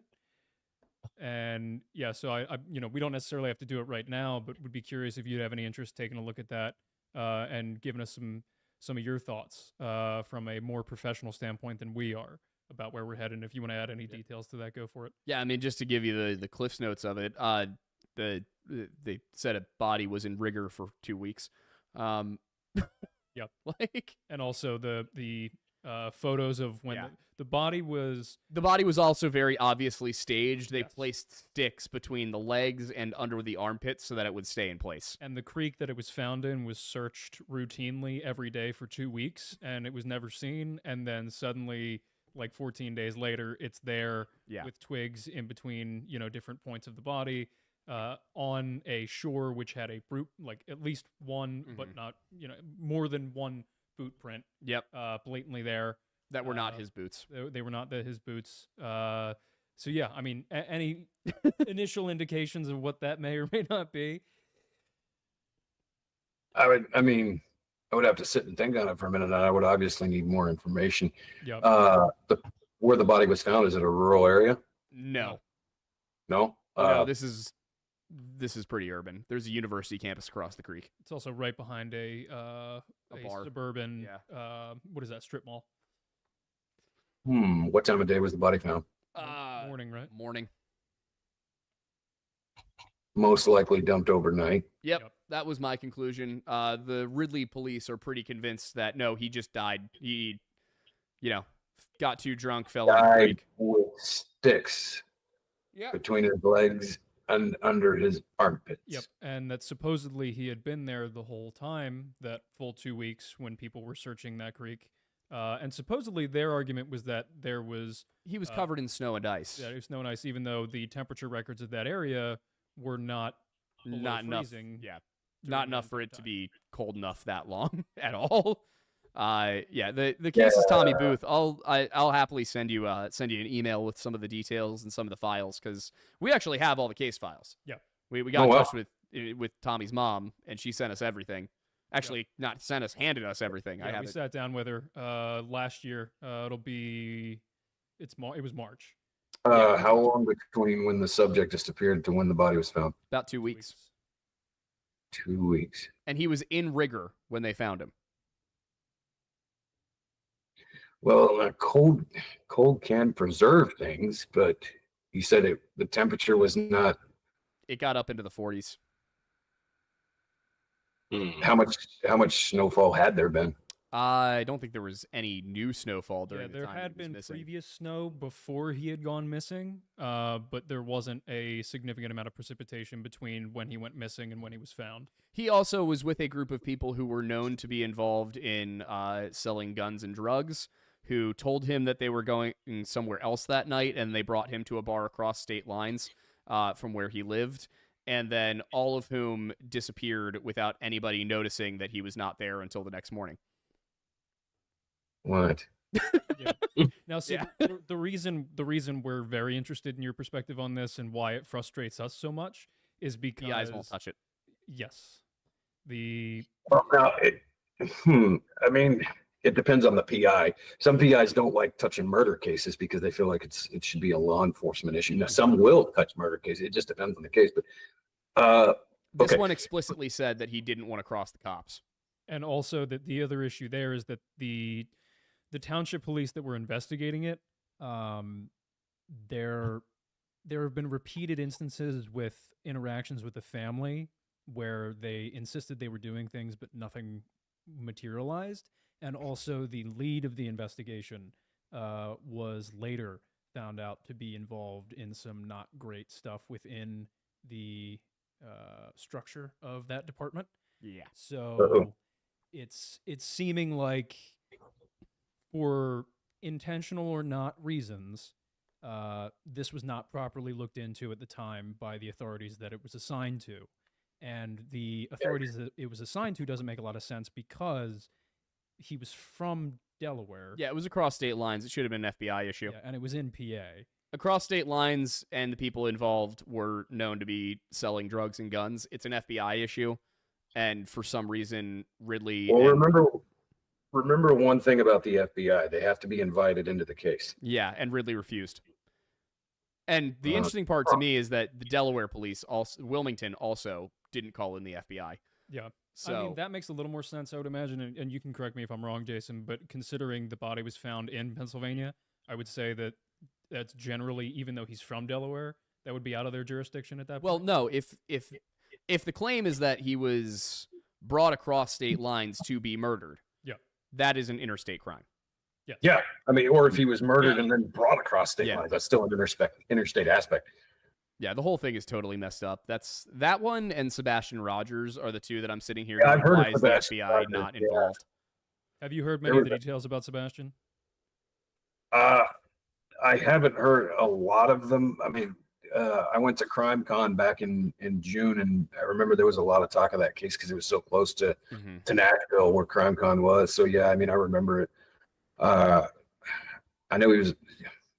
You would have to refresh me. Yeah. I mean, it's hard to memorize every case you come It across. is. You know, Right. It sure is. Yeah, no doubt. Yeah, if I will say, if I'm happy to email you some documents and stuff about Sebastian if you have any interest in it, because the more eyes on that one, the better. And I'd genuinely be curious to hear what an actual private investigator thinks, because that case is utterly insane to me. Yep. Yeah. I mean, I don't know how much you remember about it, but I dug in and I went through the interviews, and like Chris Proudfoot just lies repeatedly throughout the entire interview process. Well, and give a little bit of context as to how you know that for certain. Oh, I watched every single interview he did and caught him contradicting himself numerous times. Like, he at one point, my favorite was when he went on several different podcasts and said that he had taken a lie detector, he had taken a polygraph test, and then proceeded to go on Nancy Grace days later and say he had not taken a polygraph. There was one where he said that they had only been visited by CPS once. It turns out that it was multiple times, according to him. He also mentioned that he had only hit Sebastian with a belt once, and then in a different interview admitted that he had done it multiple times. I'm trying to think of what the other ones were. Well, there was also the whole backstory of his former marriage. Oh, yeah, his previous marriage. And this is all in the court records from New Mexico and Tennessee. He filed a temporary restraining order against his now ex-wife so that he could get custody of their daughter. And then basically, you know, the plan appears to have been that she was from New Mexico. She had no family, no support system. This all appears to have been planned out well in advance. And then he ended up losing the protective order case. She got the child and immediately went back to New Mexico and filed a protective order against him. And this has been ongoing in court since 2017. So he was at one point ordered by the court to take 24 hours of conflict resolution and then another 12 hours of like parenting under stress courses by the court. He's multiple times tried to get the custody arrangement changed. I mean, it's the kind of thing that in order to go through the whole thing, I'd really have to send you the documents. But oh my God, is this entire situation messed up? Sounds like it. Yeah, I very, very strongly, it is my strong opinion that Chris Proudfoot is responsible for whatever happened to Sebastian. I think the evidence sincerely points that direction, but I would be curious to your thoughts. So I'm happy to share it with you if any interest in looking at it. But we should get to super chats because it is getting to be late. Yeah, I'm still good for another, probably about. I promised Bert an hour or so, so an hour and 15 minutes sounds good. So I should have another 15. Honestly, if from what I'm seeing, I don't think we have a ton that are directed at you. So if you want to dip, you are.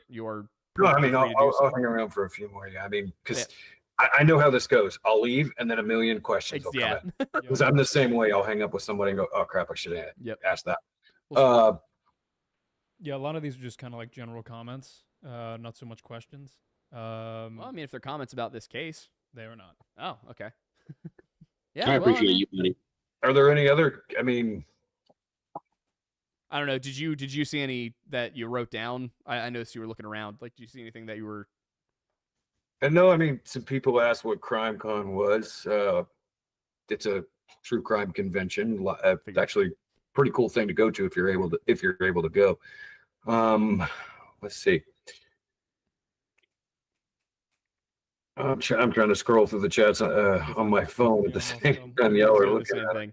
I'm sitting here with nothing in front of me, so. Oh, well, I mean, Miss Maury did say big thank you to Jason for coming on the show. Oh yeah, you bet. You bet. No problem. Thank you so much for doing this, by the way. I'm happy to do what I can. I mean, I don't.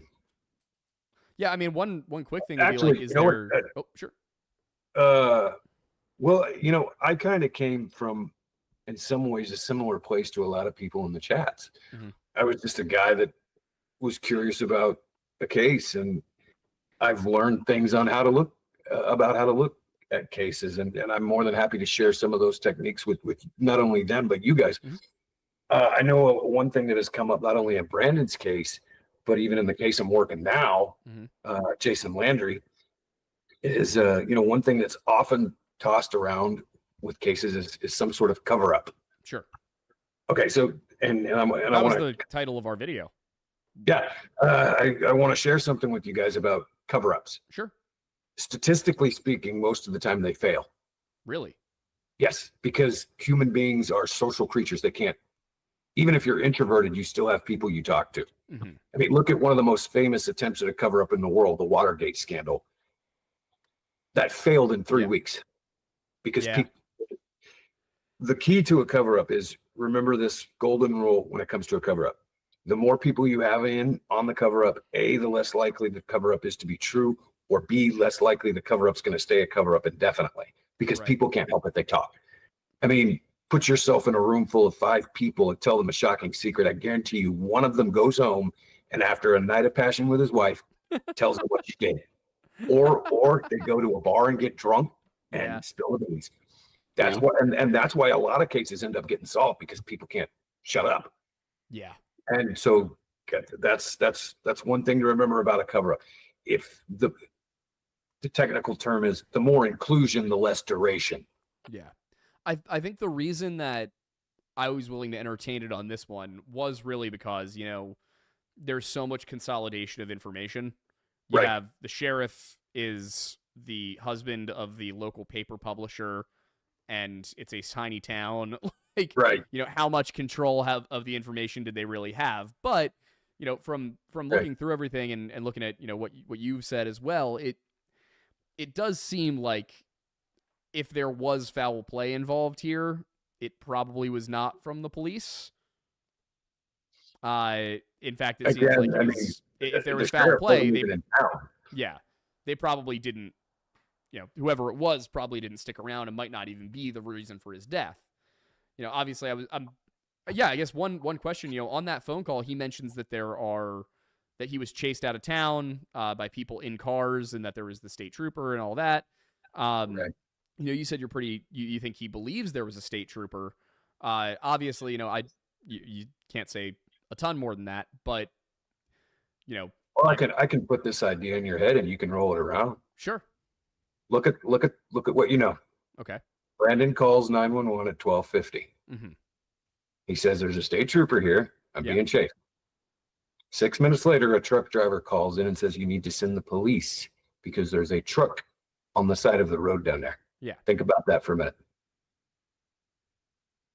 So that let me put this as a hypothetical to you. You're driving. Mm-hmm.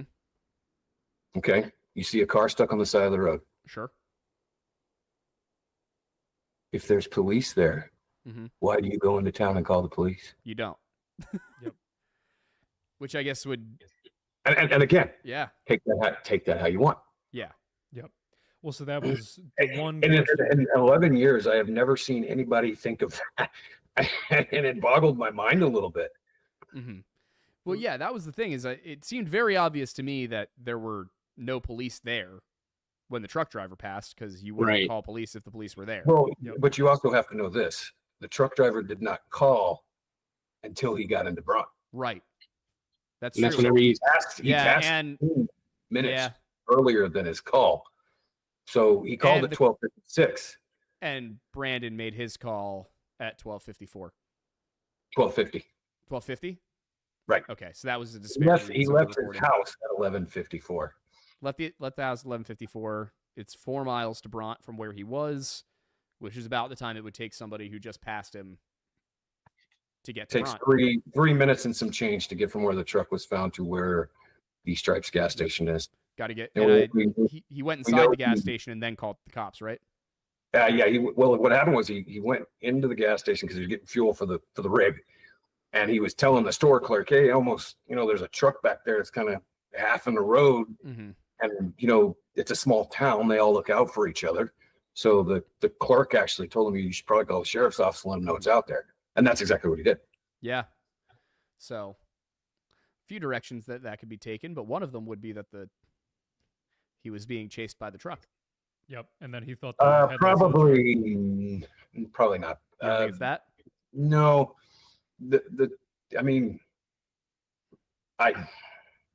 I can go ahead and say this because I've already said it on another podcast. Sure. I have that recording of the trucker's call. Yes, and the trucker is not consistent with somebody who just. Oh, I don't mean the truck was actually chasing him. Yeah. No, hey, could that? No, because the call would have had to have been initiated probably slightly before the trucker actually passed by the scene. Right. True. Well, yeah, because under the assumption that the sound at the end of his call is that truck going by. That's exactly what it probably was that same 18-wheeler that flew by was the same guy that. Yeah. Do you have any inclination if it was state trooper that he said on the phone why he would have?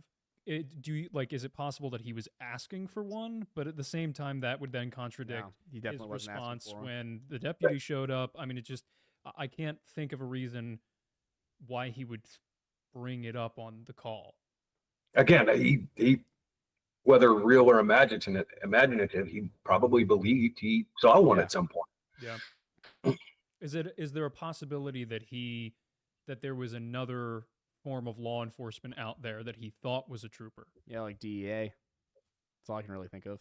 I can't say that's not impossible. I can say there's really no evidence to support it. Okay. It could be, could he have seen a dark colored car that he thought maybe was his officer? Sure. Yeah. I'm trying to think of what police cruiser was common in 13. I don't know if they had moved to the Explorers yet. I think in that yet, so I don't know. They were still using Crown Vics, I'm sure, out there as well, right? Probably. Possibly, yes. Yeah, could have seen a Crown Vic. Could have seen a dark colored Crown Vic and thought it was sure. Yeah. Yeah. Yeah. Yeah. I mean, I don't know. I don't know what else to think aside from like he totally imagined it.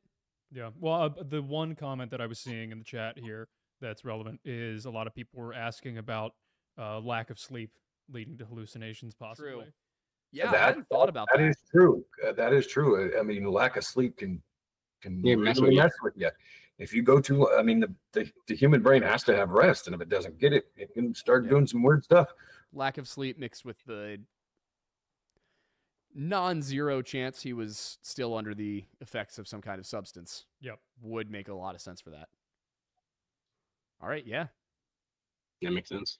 Well, do you want to take us through super chats and see what's there? I'm trying to look myself. I like to, interact with the live chat a little bit, because I mean, that's why people are here. They have questions. They want to ask questions, Right.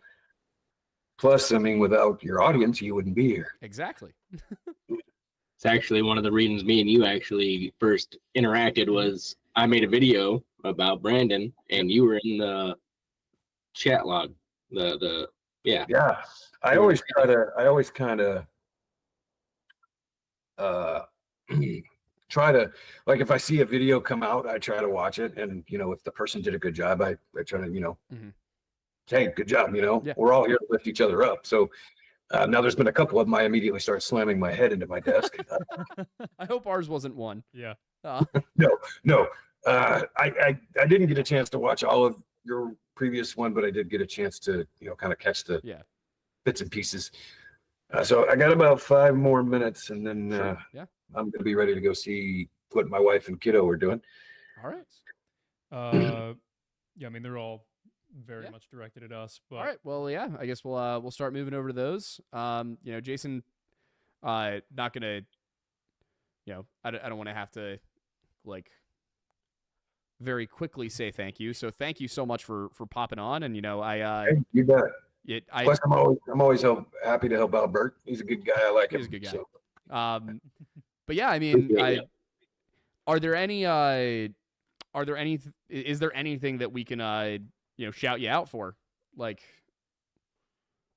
I mean, I'm working on the Jason Landry case now. I actually just got home yesterday from doing a search for him. I don't know if you guys are familiar with that case, but it's a bizarre one too, man.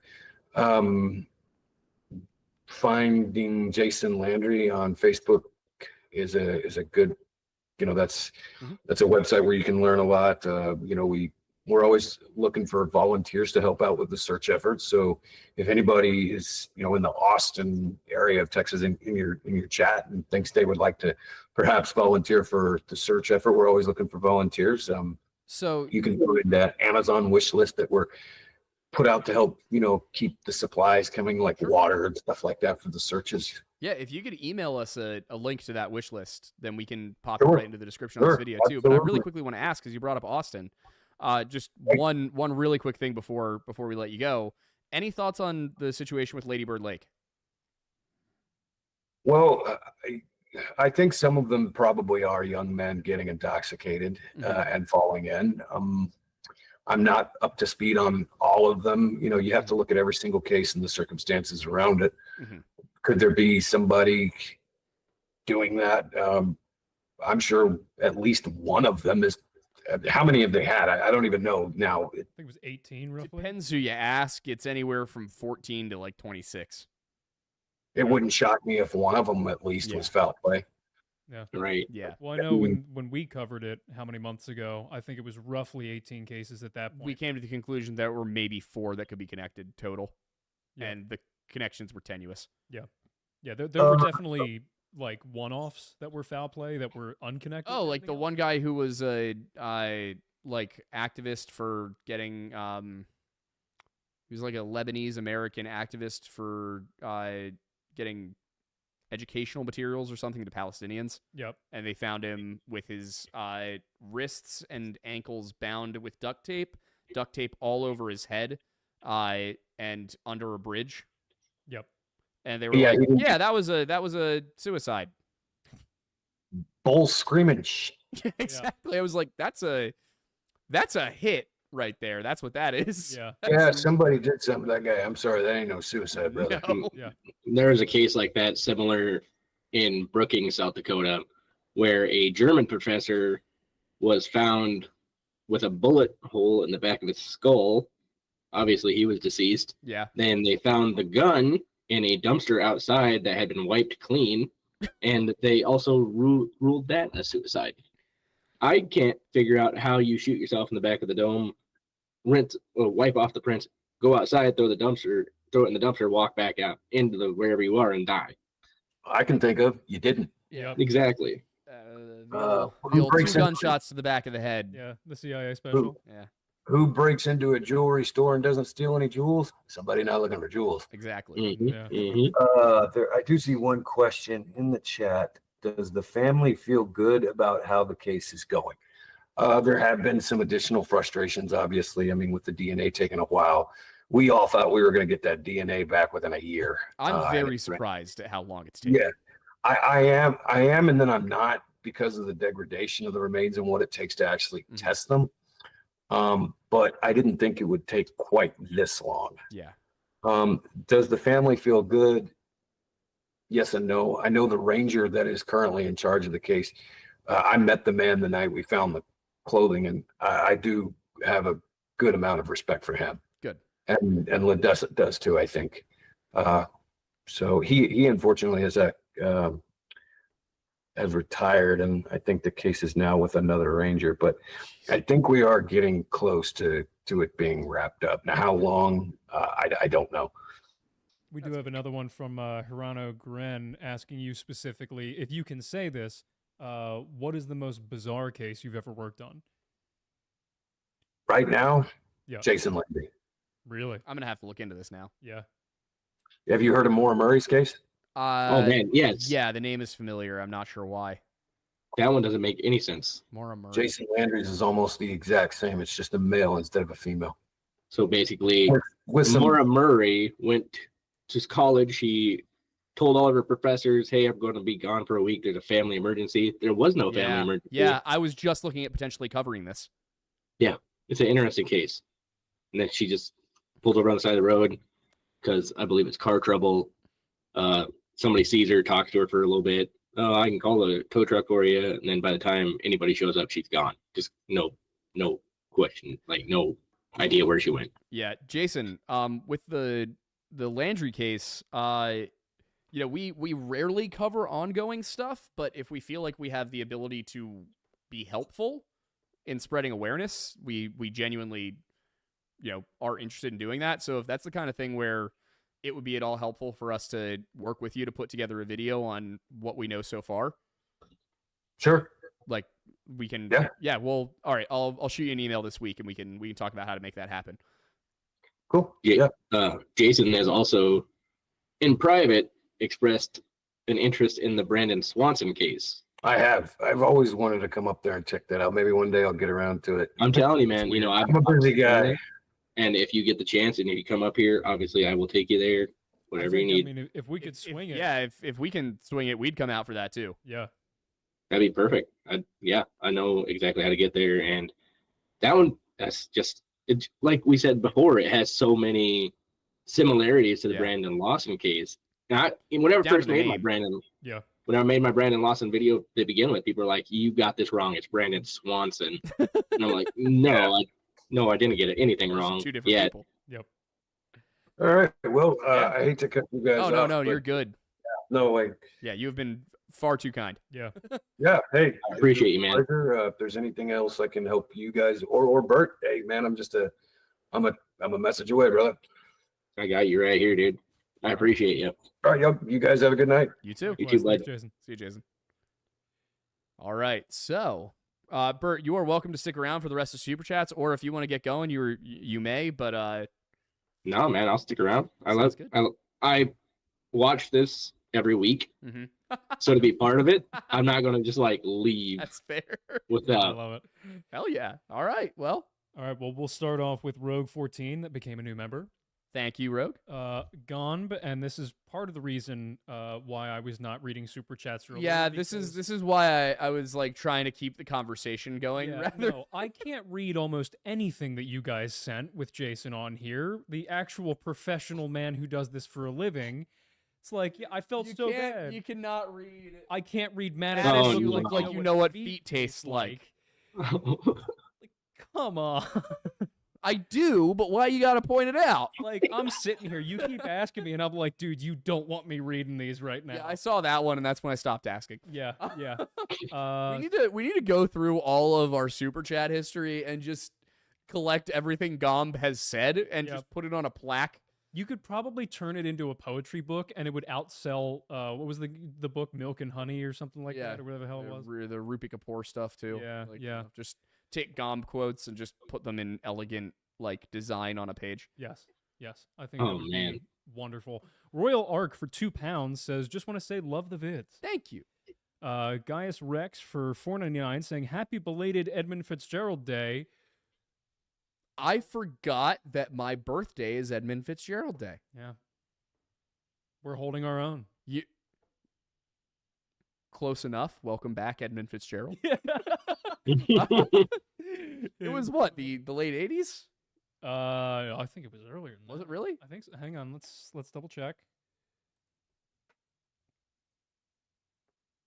Yeah, I don't know when it was. Because I think the song was in the 70s. 75. Yes, sunk on November 10th, 1975. All right, it's only 27 years apart. I turned 27. It's 27 years apart. I am now the Edmund Fitzgerald. Yep. 29 drinks for all 29 men on the ship, Hang on. plus one more for Gordon Lightfoot. Hang on, I gotta sink. Horrible. A little terrible. Too soon? Too soon. It's been 50 years. It's never long enough for the Edmund Fitzgerald. All right. Oh, I'm too high now. Trains and Stuff has been a member for 6 months. Thank you, Trains and Stuff. What's the stuff? Don't worry about it. Okay. Us rail fans get it. Okay. Yeah, you people are getting railed all the time. I get it. Better believe it. All right.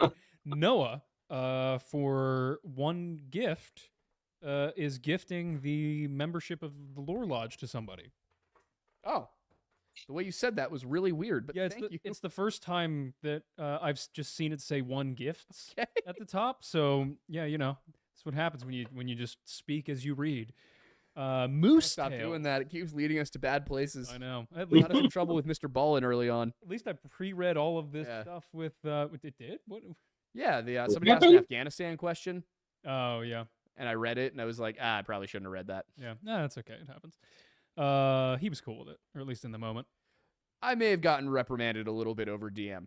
Really? Gently, very gently, very, very fatherly reprimanding, but still reprimanded. Yeah, fair enough. It made me a better interviewer, I That's think. what matters. Moose Tails for $10 says nothing to do with Missing 4-in-1, but I do want you to be aware of the incredibly strange motif of giant snails being fought by humans in medieval art. I think it's very funny that you think I'm not aware of it. I'm driven insane by the fact that somebody in one of my medieval studies classes wrote her master's thesis on that, and I can't remember her name because I have wanted for years now to reach out and be like, hey, can you send me the snail paper? I would like to know what your findings were in the snail paper. Rabbits were often a symbol for the peasantry, though. I do know that Interesting. because they bred. That makes sense. Also, if Kat's watching right now, to know that there was that motif in paintings in the medieval times, Oh, and that this there is was going to a make snail everything paper. so much worse. Yep. They do this thing where they take anything and they just sna it. So, like, that's a snail computer. This is a thing that they do, and now my girlfriend has picked up on it, and now I have to hear it all the time. Yep. Yeah, like instead of saying wonderful, it's say that's snunderful. What are you gonna do, Mattis? What are you gonna do right now? There's another thing that we've started doing that he for the first time said. Ooh. What was it? Oh.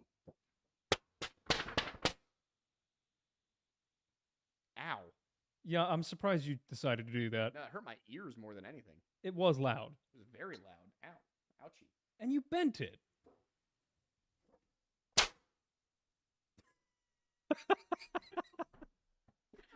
That had the same energy as Apple. Yeah. Yeah. Ooh, owie. Gom for $2 says milk chain? Nah, kilm chain. I don't know what that means. Clim. Clim? It's a clim chain. Clim? We got 2 chains. We got clim chains. Incredible. Trains and stuff for $14.53. Love the specificity. Says, forget the Wendusi. I'm going for the big girl Mothra. This is my job. That Mothusi will be mine to breed. We are going to have an army of moth/human hybrids to bring back Constantinople. In parentheses, my donate is the fall of time. I know you got this for me so that I wouldn't. Yeah. Can I use it to light myself on fire? Technically. Okay.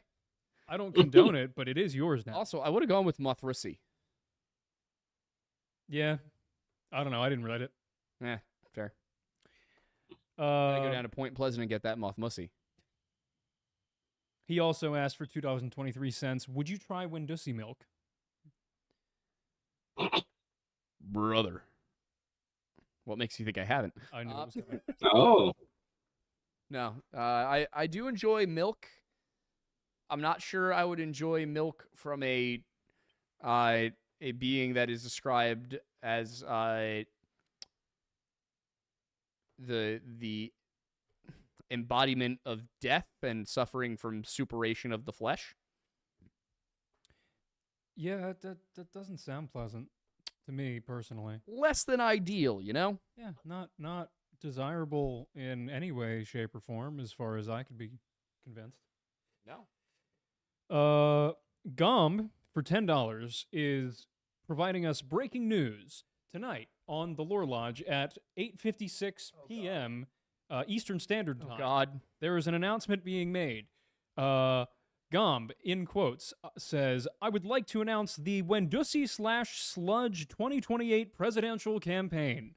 Every sovereign citizen will be given a Wendusi for their own use. Every ATF agent will be fed to the Wendusi. Vote Wendusi 2028. RIP the USA. Wendusi milk sounds like something you would have to drink to become part of the cult. It does. Which is relevant to a future super chat, but we'll touch that later. Is it a worse option Go on. than what we just went through? The Wendusi Sludge campaign? Like, No. I might vote third party on that one. I think I would vote third party on that one.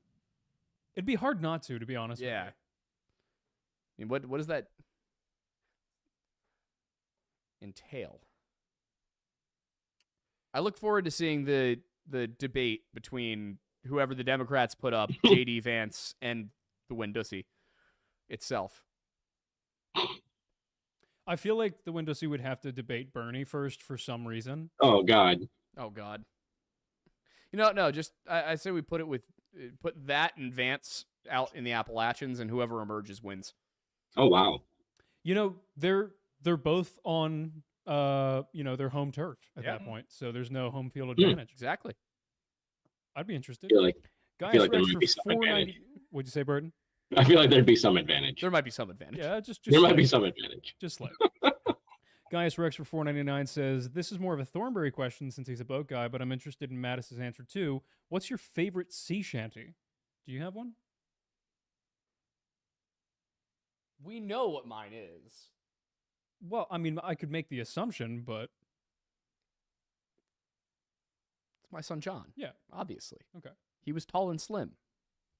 And he had a leg for every limb. But now he's got no legs at all. They both came off a cannonball. Timmy Rudunda, Fuddle Fuddle Riddle da. Da, Whack for the Riddle, Timmy Rudunda. Yeah, that, exactly. Yeah. What's yours? You have one? Honestly, probably either. There's a few of them that are coming to mind, but none of them. The ones that are coming to mind aren't my favorites. So Like Lever Johnny Lever from Assassin's Creed Black Flag. Love it. It's a great one. John Paul Jones as a pirate is a stellar one. The Wellerman's okay. I feel like the Wellerman's a little bit overhyped. Yeah, that kind of got overdone. Yeah. The one John Paul Jones as a pirate is a really good one to work out to, specifically if you're running or you're on a rowing machine. Mm-hmm. Because especially if you're on a rowing machine, because the backbeat is just like men with deep voices going set feet row, and just like the whole song, and it gets faster and more intense as you go. So like if you even attempt to do a rowing machine to that, you're dead halfway through the song, but it makes you feel like a badass. What about you, Burden? Any favorites? I've never seen the sea, and I can tell you, this is why I don't want to be in Central America. Well, Central the USA. I was gonna say Central America is a very different place than Montana, but continue. No offense, but go on. No. I can't tell you. I don't really know any sea shanties, but I have heard them. But to actually know them by name, no idea. The only one that I know would probably be like something from SpongeBob, because my niece was singing "Shave My Beard with a Rusty Razor." Is that a thing? Yeah, that sounds familiar. Yeah, it's about as like a sea shanty that I get. Like I said, South Dakota. I've been landlocked most of my life, so there is a sea shanty version of Rockstar by Nickelback. Oh my God! Nickelback does in fact perform it. No way, really? With whoever did the actual shanty part. Yeah, Chad's on it. I love how Nickelback has just quietly been doing so many cool things. Oh yeah, that nobody's talking. You heard their "Devil Went Down to Georgia" cover? No. Nickelback has a "Devil Went Down to Georgia" cover. What? Yeah, oh my God! It's incredible. Good. That's amazing. That is amazing.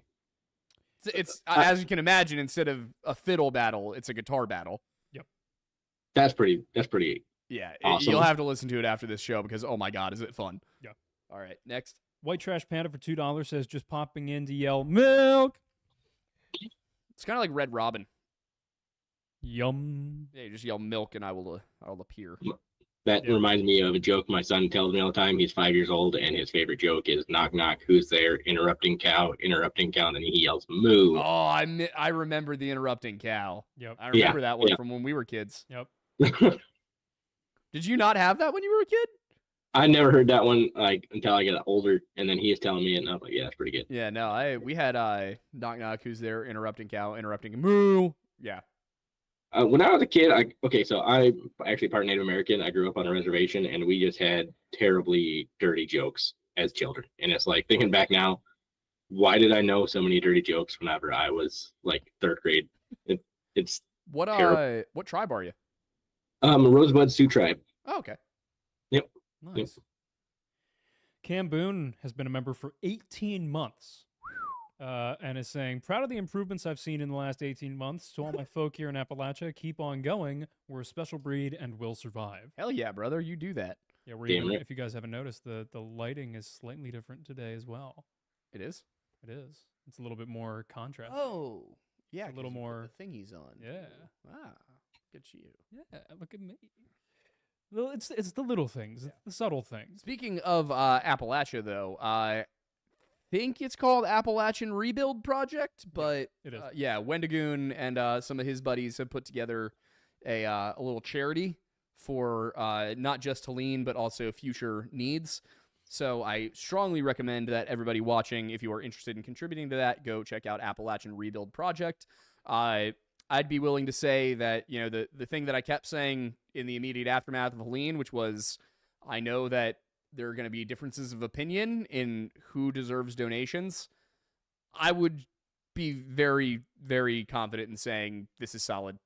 Like, yeah, go to that. They're going to use the money the right way. Yep. White Trash Panda has been a member for a month. Thank you. Thank you. Hysterical Chaos has been a member for 10 months and says, meth doesn't make you hallucinate. Being up for 5 days because of meth absolutely causes hallucination. Meth causes extreme sleep deprivation. Yes. Having been on Adderall, yeah, it does. All right. Concert is the worst. That's methylphenidate. Mm. And I I've had a couple of times where Concert has kept me up till like 6 or 7 in the morning because I just couldn't sleep. Yep. It's so fun. Oh, I sounds gotta like get more of that because I'm running out, and I have to figure out a way to write a video this week. There's a reason I asked you if you thought you were going to be able to do it this week.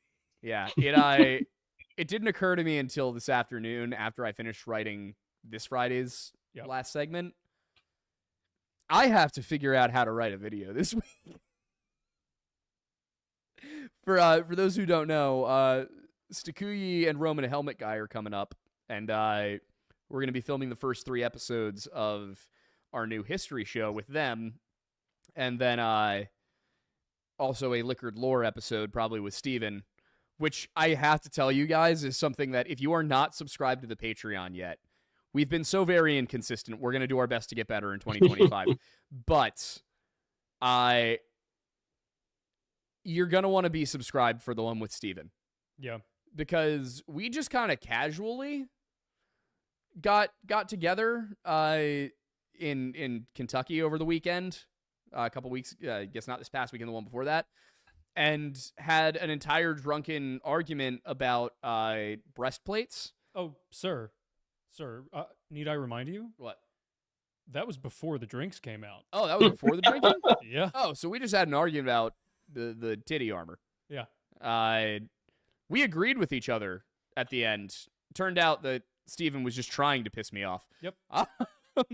But yeah, I think these are going to be a lot of fun. Well, if our Quiplash games are any indication of how this will go, they will be. Yeah, so I'm very excited. But But yeah, subscribe to the Patreon. It is $1, patreon.com/The Lore Lodge. Or just look up the Lore Lodge Patreon, or just click the thing that's in our YouTube banner. $1. I update the names at the end of the videos sometimes. Yes, and now that I have finally figured out how to properly type my notes, I will be uploading them. There we go. The Unholy Meme Crusader for $2 says, first time live and anything weird in Lycoming County. PA? Possibly. I think that's PA, Lycoming. I would imagine. So I don't know off the top of my head, but yeah, Williamsport. That is Williamsport. The only thing weird about Williamsport is Williamsport. I know is Williamsport, because the first time that I came into the city, it was going up to Rochester, New York in, I think, last winter. Yeah. Actually, it was about this time last year. And we came over this mountain in the middle of Pennsylvania, and suddenly there's just a random city there. And yeah, because it's dark, it's just lights as far as the eye can see. And I was like, since when is there a Manhattan in the middle of the woods? Yep. And I was like looking, I was having Kat look on the GPS. I was like, where are we? And she was like, we're in Williamsport, PA. And I'm like, what is this place? And then we saw a sign. It was like home of the Little League World Series. I was like, this place is not real. Yeah. So, but the reason I say if there is something weird, we'll find out soon, is that the next cluster is Pennsylvania. Yep. Because I decided that the thing that makes the most sense if we're going to try and do on-the-ground reporting is our own state. So it's Pennsylvania, and then we're probably going to do Jersey, maybe Maryland, Delaware. And then hopefully by that point, we will be making stupid money and able to just fly to Montana for the weekend. Yep.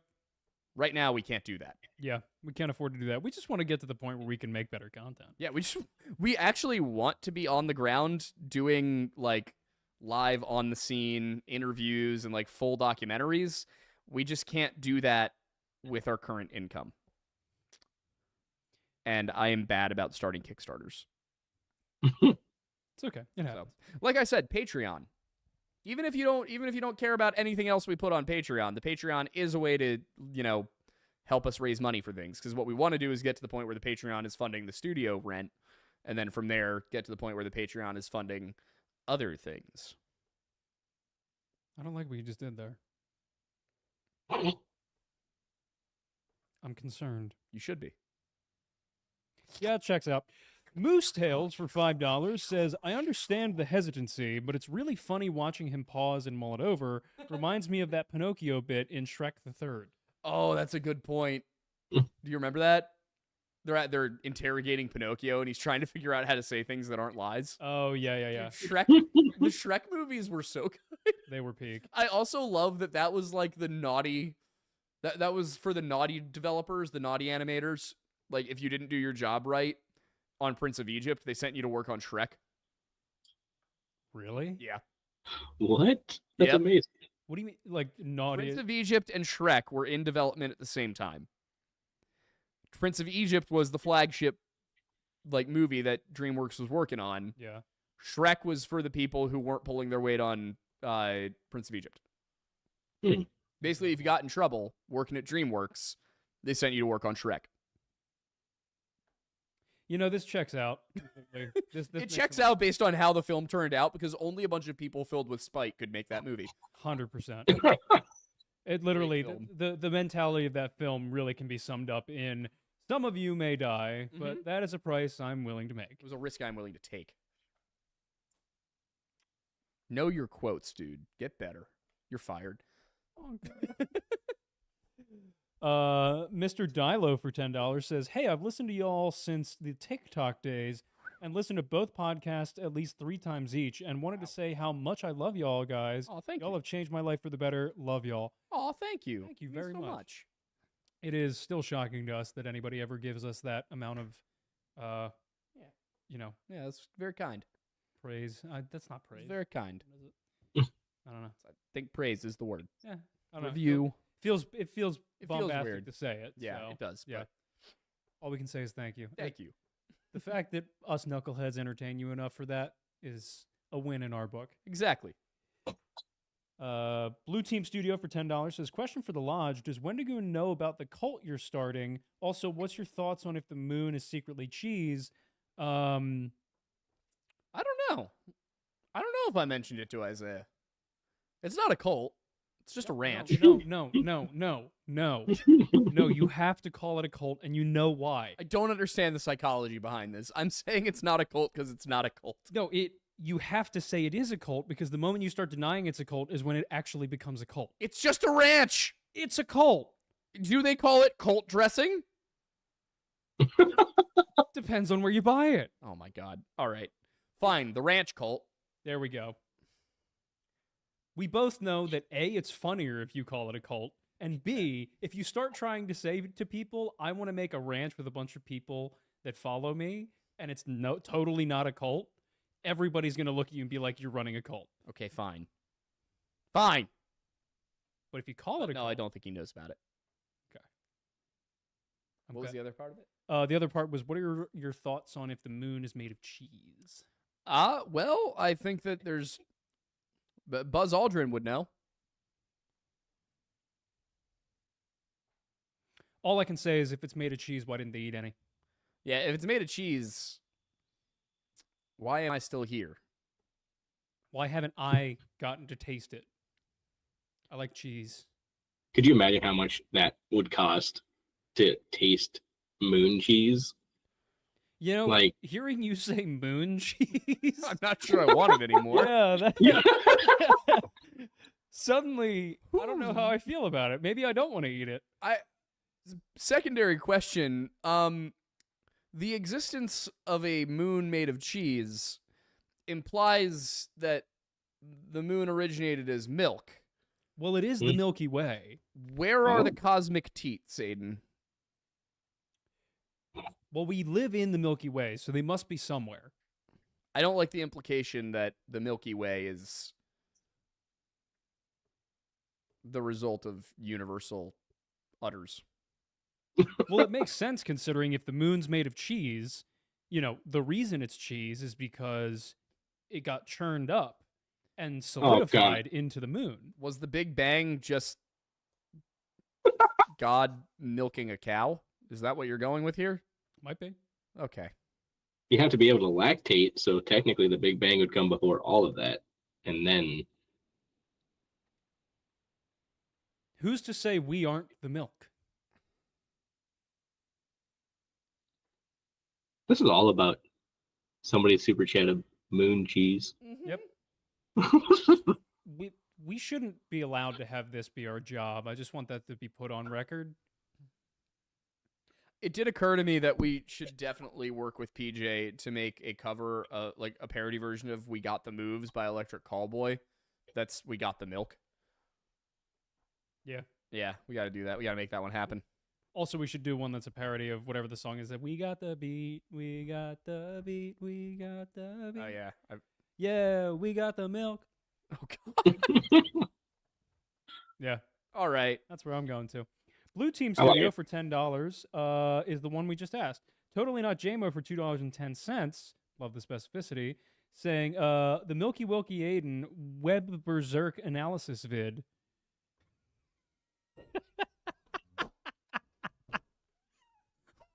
How am I supposed to respond to that? Do you think we're ever gonna get to a point where like we're no longer doing super chats because like All of them are just milk yeah and bussy? yeah Probably. yeah I'm surprised we're still doing this, to be honest with you. Ah. Keeps it entertaining, but it also keeps us from looking anything remotely professional. I will get to it. Maybe April Fool's on the personal channel. Maybe I can try to make it happen then. There we go. I will tell you this much. I opened the first page of Berserk and I was like, oh, so that's what I'm in for. And then I closed it. Should I even I want to know, but I don't want to know. I'm just going to let you look at the page. Okay, that works. I can do that. I can look at a page. That's what you think. That bad? Oh, it's a lot. All right. Miss Maury, we already read this one earlier, but big thank you to Jason for coming on the show. Thank you. Very much so. I hope you're not watching this right now, because if you are, you probably are never going to come on the show again. Anyway, Noonday Fair for $5 says, let's not downplay addiction. It's not about how frequently you use, it's about the fact that you can't stop. Brandon sounds like an addict. Yeah, but the way Jason described it. But also what's weird about this one, that would have been a helpful one to read. He had gone 6 months. Yeah. Without using at all. And from the way Kyle described it, it wasn't like Brandon was calling up being like, dude, I really need my fix. Like, it's been 6 months. I got to get something. Like, I have to. He basically called him up and was like, I passed my drug test. I'm not going to get tested for a while. It'd be nice to get high. Yeah, that's Right. not addictive behavior. Like- That's Yeah. casual behavior. That sounds. So I can give an example of like me with cigarettes. I can go months without smoking a cigarette and not think about smoking a cigarette. And then every once in a while, I'll be like, hey, you know what? I kind of feel like a cigarette. And then I have one.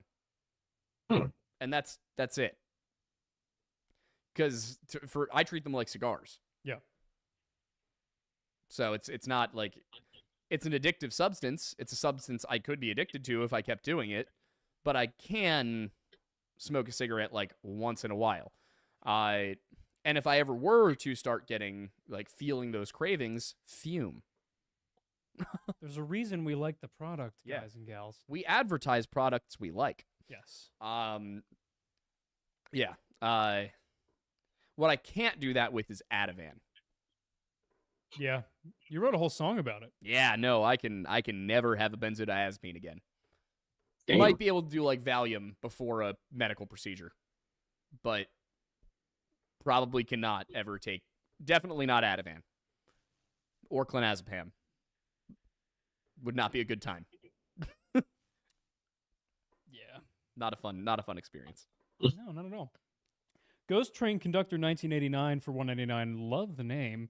Says, something that we covered earlier. Sleep depth from meth causes hallucinations, not meth alone. Yes. Yeah, that one that should have occurred to me. It didn't, but hallucinations could definitely be it. I don't know what the longest you've gone without sleep is. For me, it's probably 4 days. Yeah, mine was only maybe 2. And it gets funky, dude. Yeah. Even after some of those 24-hour live streams, I've been like, what's going on around me? Yep. Also, I didn't find out until after I did a 24-hour live stream that most people who do them do, in fact, sleep for some of it and just leave the stream going. So I just did a 24-hour live stream where I think I took like a half-hour nap. Was that on your personal channel? That was on Twitch forever ago. Twitch. Okay. I've considered doing a 24-hour live stream just on YouTube, but Yeah, I would simply have to sleep, I would think. It's tough. It's not easy. Yeah, I bet not. Yeah, I did a 12-hour recently, and that was fine. I don't think it I've even ended stayed- up being 12. It was close to. I've stayed up to the point where my legs stopped working while I was running. Oh no. My body was like, "You need to go to sleep now," Yeah. and I'm like, "I'm kind of raising hell in the middle of this town, to be honest with you." But like, my legs were just, "Hey, you Nope. can't walk anymore." It was bad. Yeah. You know what that feels like. Yeah. They work now. That's what matters. Yeah. The Wandering Wenchie for $2 says, thank you to all the veterans. Thank you. Yeah, I forgot it's Veterans Day. Nice. Abigail Thank Stewart you, has been a veterans. member for 2 months and says, FYI, in the future, Aidens, you might want to check your mic volumes. You have been quieter than the guests all stream, and a member for 2 months is a lie. FYI, fair enough. I've checked. When I saw those chats coming through, I checked the levels. Everything is fine on our end. YouTube just doesn't like us. Yeah, I think YouTube differentiates between, like, there's got to be something weird going on. Yeah, because even when I do monitor in the headphones on the computer, after this mixer, after Streamlabs, it sounds normal and good. Yeah. So, I don't know. If anybody has a solution to that, comment below once this video is no longer live, because I'd love to know it, so that way I can fix it. Yeah. All right. Miss Maury for $5 says, Aiden, I didn't realize you had the same birthday as my brother or the Edmund Fitzgerald. That makes 6 birthdays on that day and a ship sinking. Woo! Not woo for the Edmund. Woo! There we go. There we go. Also, your brother has a great birthday. Yes. I, in high school, I briefly dated a girl who had the same birthday as me. We turned 17 while we were together. It was weird referring to our birthday. Yeah. Yeah, that is interesting. There was a rumor going around that we were secretly siblings, Oh, which didn't make a ton of sense, given the fact that we didn't look anything alike. And you also had different parents. Yeah, and had been going to school together for like a decade. But hey, Yeah. People are interesting creatures. Willixum7306 for Canadian $13.99. Love the specificity right there, saying, I love your guys' content and have been watching for 2 years now. Your videos get me through my workday. Also, fun fact, I discovered Wendigoon because of you guys. oh, that's the opposite of how it usually goes. Nice. We've done it. that's actually how I found Wendigoon too, was through you guys. Really? That's wild. My favorite's still the one dude in New Orleans who definitely doesn't know that he asked Wendigoon to take a picture of him with us. Yeah, that's That's crazy. I was going to ask, the first time you guys went to that location that you guys just got back from, Mhm. what month was it? November. literally We did it exactly 2 years ago. Yeah, the same week Was- we were down there 2 years ago. Was the weather different? No. Not really. Oh, okay. It might have been a little cooler the last time. Maybe. Yeah, but I remember Wendigoon looked pretty concerned for you. If that's the video I'm thinking of. Yeah, you were- probably. It was Yeah. probably because I was like totally gassed and out of shape more than anything. Yeah, the man weighed what? How much more? I was probably 20 or 30 more pounds than I am right now. Yeah, Although inexplicably, I'm somehow heavier than when we left. same. What? So am I. Yeah, by a solid 5 pounds. Yeah. I was 187 when we left. I'm 192 now. Yeah, You guys put I on was 5 150 pounds of when we muscle. Left. I'm 155 now. It has to be muscle It has to be. because I have not gone up a pant size. In Same. fact, I've Yeah. gone down a pant size. Yeah. I'm currently Okay. wearing a 33, and they are a little bit loose on me. Yeah. And I was a 34 2 months ago, so Well, hell yeah. I don't know what to think of that. I'm like, did I gain Leg weight? muscle. Like, what happened? But Yeah, okay. we also yeah. ate a lot. We did, but we also walked a lot. Yeah. Who knows? Man, That'll I'm build, tired. that'll build the muscle. Yeah. War Sage has been a member for 6 months. Thank you. Kellen gave us 556. Thank you, sir. Saying, Happy the trip was good, boys. Is this where I pay my PA turnpike bill? Also, feet clim? I don't like the feet clim at all. What is clim? Milk backwards. Oh, okay. Oh, I mean, yeah, I'll take your turnpike money. I need to pay the turnpike myself because they keep creating a second account for me. Oh, that's annoying. And then charging it. That's horrible. Yeah. So I fixed it, I hope. Andrew Seferati, I think, for $1.99 says, I love what you guys do. Can we get an awoo? Unfortunately, the boy is not here tonight, but I will be sure to bring him for next time so that I can deliver on your awoo. The awoo delivery takes approximately 5 to 7 business days. Yeah. Willixum7306 again, that's been a member for a month, says, off topic, but out of curiosity, what year is Aiden's Camaro? I work at a Chevy dealership, so I get the privilege of working on all years of Camaros. It is a 2010 2SS. To my understanding, it has the GM performance badge in there, and I believe it was the first like 200 or 500 models that got that. It's either that or the previous owner had it cammed at a dealership and they put that on. I've heard both of those reasons for the purpose that that's there. It also has a Borla catback exhaust, the Borla Attack. That's why it's so loud. Yes. Yeah, 100%. That was before me. Yeah, I know. Yeah, and then also, if you're familiar with this, and you can tell me, also tell me how to pronounce your name properly, but the rear window drain tubes will not stay where they need to. And at one point, there was a big enough storm where one of them popped off and got my trunk wet to the point where now my sound system isn't working because the sound system's in the trunk. I don't know if the sound system's aftermarket or not. It very much looks like it. But if you're on the Discord, let me know because I want to send you some pictures and get some information about what I do or don't need to do to it. Also, I can't find the OEM rock guards for the 2010. I hit a rock going off the road on a patch of ice last winter, and the front right rock guard is gone, along with the lower section of the like external cladding. And like it's a easy cheap fix for new stuff, but there's just not the OEMs, which I really like for whatever reason, even though they're bigger than the aftermarket ones. But anyway, if you're on Discord, send me a message. There's things we can chat about. What'd you say, Bert? I had a 78 Camaro and I had an 81 Camaro, and I full on hit a deer on the interstate with my 78. The deer actually hit me. It came out of the ditch hauling ass. I was obviously speeding, and driving a Camaro. That's what you do. Yeah. Yeah. So it was perhaps breaking the law. Yeah. Maybe not. Definitely was. And the damn deer came out with a buck. I had T-top, so you could see through the windshield or the windows. Yeah. This deer comes out of the ditch, hits the front quarter. I want to say front quarter panel, not quarter panel. Front fender and door, rips the mirror off. The deer does a flip over the car. I'm like, holy crap!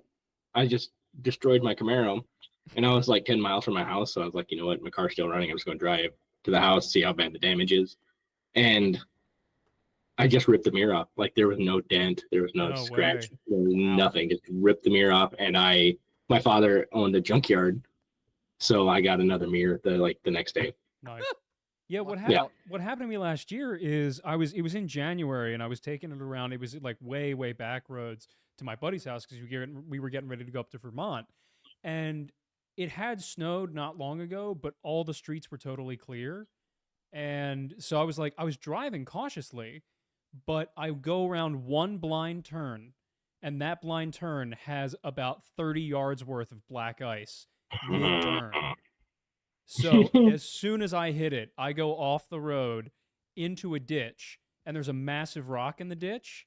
And the front right wheel hits it.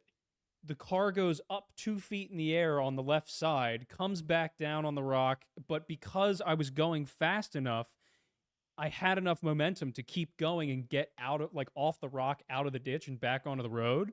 So I made it to my buddy's place, but the front tie rod was like totally bent, like the full 180 the other direction. The hook joint on the wheel was totally like cracked in half. It was horrific, but I took it to like a tire shop nearby. Oh, and the alignment was way off, obviously. Oh, But of course. Yeah, I took it to a tire shop. They had the whole thing redone in a day. They had all the parts. Yeah, it was insane. They were like, "Oh yeah, we can. This is all done, ready to go for you." The only thing is just the body work. It's that lower bottom panel on the right side that I just still haven't replaced, and then the one rock guard. But yeah, thing's a tank. I'm shocked That's at awesome. how well it took it. That's amazing. I drive a Wrangler. I- These things I don't dr- happen to me. I drive a If Cadillac, you- so even with 4-wheel drive, if it's full black ice on a turn, doesn't matter what kind of wheels you got or how much, whether you have 4-wheel drive or not, you're going off the road. I It almost got doesn't hit go by a that demo. fast. You just said you take those turns at like 50. It's a different thing. Okay. I don't do that on icy roads. The roads weren't icy. That's the thing. Okay, fine. This was the only spot with ice.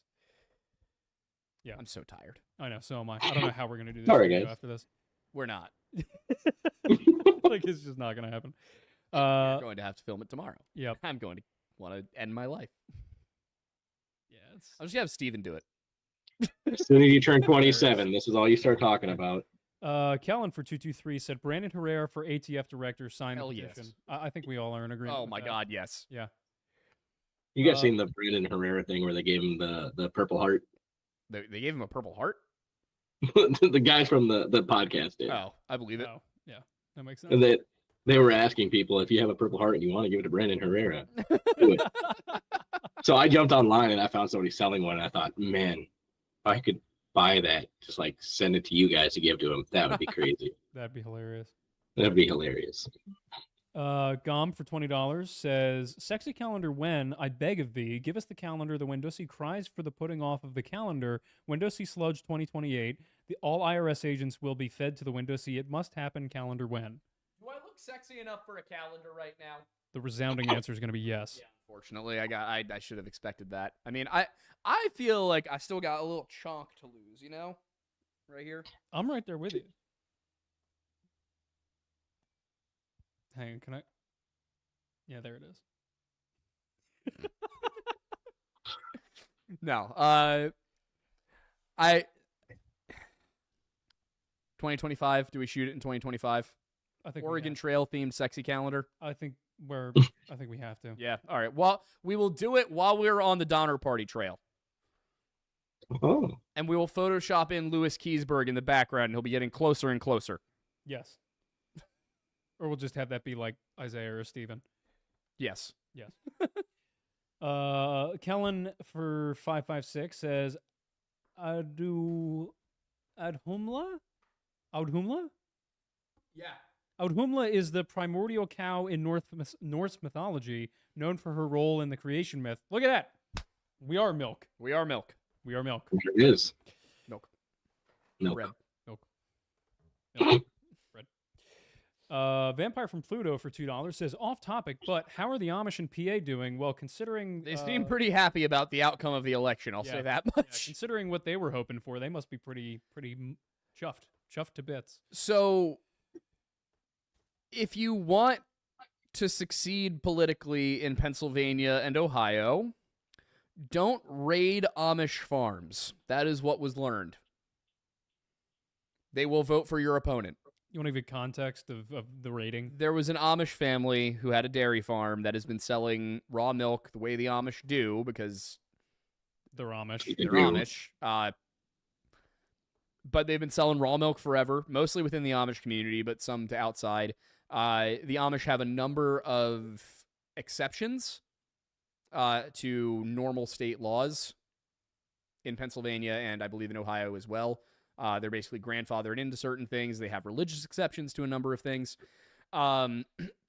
So I don't remember the exact reason why the farm was raided, but the FDA came in and raided a farm and tried to put some fines down. The Amish ended up fighting it. And then when the election rolled around, the Amish, being the Amish, were like, we're going to vote en masse for the people who didn't do that. There are about 180,000 Amish voters in Pennsylvania. That is much more than the margin ever is, because Pennsylvania is that purple. So we see margins in the state of like 50 to 100,000, or below that when it comes to the presidential election. Don't piss off the Amish. Damn. Yeah. I saw pictures of just lines of horse and buggy on their way to the polls. Yep. And I was like, oh, okay. Well, that's Pretty that. awesome. The lesson that should be learned in 2024 is that the Amish are their own swing state. Yes. Pennsylvania and Ohio. Nobody. It's. I'm trying to think of a parallel in like media to what the Amish are there. They're almost like because I want to be nonpartisan about it, but I need to think about somebody who shows up at the end to change the tide of battle. What, the Eagles? Yeah, kind of like the Eagles in Lord of the Rings, in Peter Jackson's Lord of the Rings at the end. Yeah. Where it's just like, oh, well, that changes things. Why didn't we just have the Eagles the whole time? Why didn't we just have the Amish the whole time? Who's we? Oh, I was speaking from the point of the people in the Lord of the Rings being, why Okay, did yes, the Eagles yes. show up? I just don't want anybody to think we're giving political endorsements, because we're not. Oh, yeah, no. I'm going with the meme of like Frodo Yeah. being like, well, why didn't we have the Eagles Mm-hmm. from the start? Why did I have to walk Yep. all the way? Yeah. John Gutierrez gave two super chats for $20, Wow. Thank you. saying, episode idea. The land where Brandon disappeared, once part of a Comanche territory, which is often considered one of the most powerful Native American tribes in history. You have no idea how upset I am that I did not have time to do a Comanche history section. I am so Oh. very upsetty about it. I was honestly surprised. Oh, I'm mad. I'm mad at myself. Well, we haven't had a normal week since like I know. That was literally all it was. I wanted so badly to fit a Comanche section into it. I will be finding a way to get back to the Comanche soon. It's happened several times now that I've had the opportunity, and because of the way life worked out, I didn't get to do it. Yeah. But such a cool nation. Where they migrated from and why, what their history is, who they interacted with, how quickly they adopted the horse and just turned it against the Americans and the Spanish. I mean, really interesting group of people. I'm going to have to get to it. His second super chat is saying, I highly recommend checking out Empire of the Summer Moon. It's a fantastic book that delves into their story. I have heard of the book. Yep. Abigail Stewart for $5 says, I also found Wendigoon through the Aidens, but I was on TikTok more than YouTube at the time, and now I find myself binging Wendigoon too. Wild. Yeah, it is kind of cool. It's nice to know that we're able to lead people to bigger people sometimes. Yeah, it's good. It's good stuff. Monkeyman911 for $9.99 says, off topic, but I am restoring my grandpa's 1983 Chevy K10 Detroit diesel. It has 460,000 miles on the original engine and transmission. Rip Aiden's F350. Thank you. And it runs but all fuel lines are plugged by mud dauber nests. What? Mud dauber nests. Mud dauber, I believe that's probably a bug. Yeah, that makes sense. Yeah, all I can say is if you don't have an exhaust temperature gauge on your diesel yet because it's an older model, put one on it, because I learned that lesson the hard way. What? They're wasps. Oh. Mud daubers. They are wasps. That's horrible. I hope it gets cold enough where you are for them to all be asleep, so then you can kill them. But yeah, if your diesel does not have an exhaust temperature gauge on it, put it on. They are wasps. Oh yeah, no, that's not fun. That's not good. That's bad touch. That's bad touch. They're the kind of wasps where like the stinger is on like its own like little appendage. Yeah. Like the whole body's over here, and then there's like stinger. Yeah. It was a weaponized wasp. That's no good. Yeah, I'm actually considering doing a video called "I Killed the Unkillable Engine" because that's what I did. The whole reason I got the IDI is because everybody says they can go over 500,000 miles. You're kind of like an accidental whistling diesel. Kind of, yeah. Yeah. Yeah, I destroy things as much as Cody, except he actually tries to. Yeah. Which would probably make for hilarious YouTube content, am I right? I gotta be honest, I kind of want to see him redo the Tesla Cybertruck one with that and a Gladiator. Yeah, I don't think the Gladiator is going to hold up as well as you might hope. I don't think it would. I just want to see how it does. Fair. Cody, do it, please. Really, actually, no. Do it with the F3, the F-150 and the Gladiator. I just want to know if the Jeep does better than the Ford. I would imagine. You, Aiden, remember I got hit by a Chevy Tahoe in that thing, and all it did was damage the bumper. I'd be curious. It's got a steel frame. Yeah, so does the Ford. I know, but like it's not a. I think you'd be surprised how sturdy Jeeps are. Fair. They're meant to roll. Cody, if you're watching, please, because I'm curious too. Totally not JMO for $5.03. The milk, the greatest quencher of thirst, has spoken. It is pleased with its children of cheddar, for they are quite sharp. Clever. I like that one. Mhm. Nice. That's Gum good. for $2 says 2025 calendar, foot loving coward.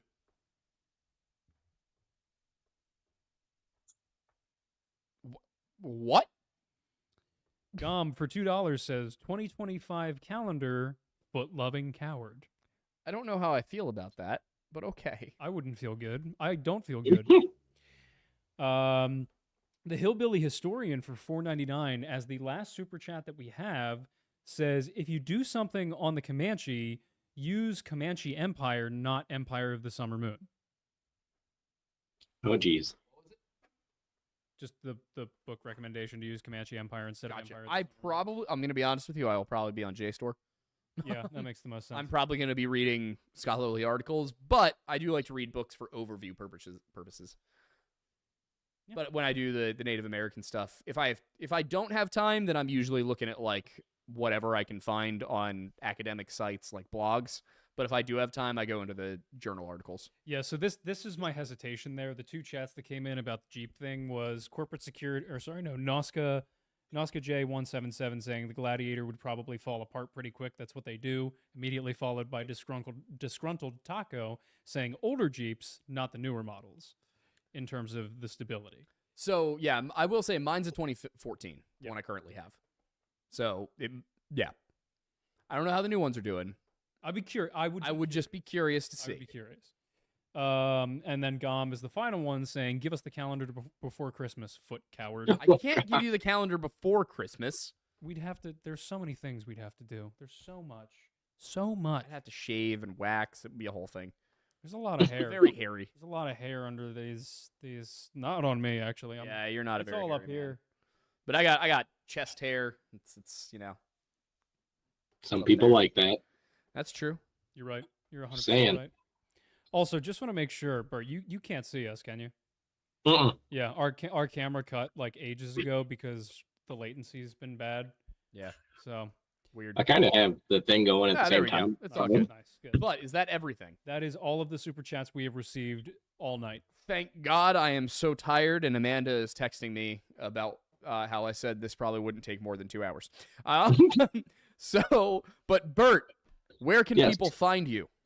Find me on YouTube at Local Legends Burton Moran, or I think it's probably best if you just look up Burton Moran because a million people have tried to take Local Legends now. Yeah, you come up for Bert Moran. Yeah, Burton Moran. Go with Burton Moran. Local Legends is a lot, but I'm going to keep it on there. Yeah. Also, Um, your channel, I will link it in the description of this video, but is also currently linked in the description of Friday's video as well. Yes, thank you guys. I appreciate the hell out of it. I'm almost to the point where I'm monetized. I have the subscribers. I just don't have the time. How many watch hours are you at? Watch hours. I am at like 2,000, almost 3,000 watch hours. Oh, so you're almost there. So what I'm I'm getting hearing is real that close. everybody who's watching this right now needs to go over and watch a few of your videos, and if they do that, You'll get monetized. you will get monetized, and you can finally join the club. Exactly. Yeah. And okay, so watch. I'm going to throw out obviously the Brandon Swanson, Sure. the Brandon Lawson videos. Also, I did the Chris McCandless video.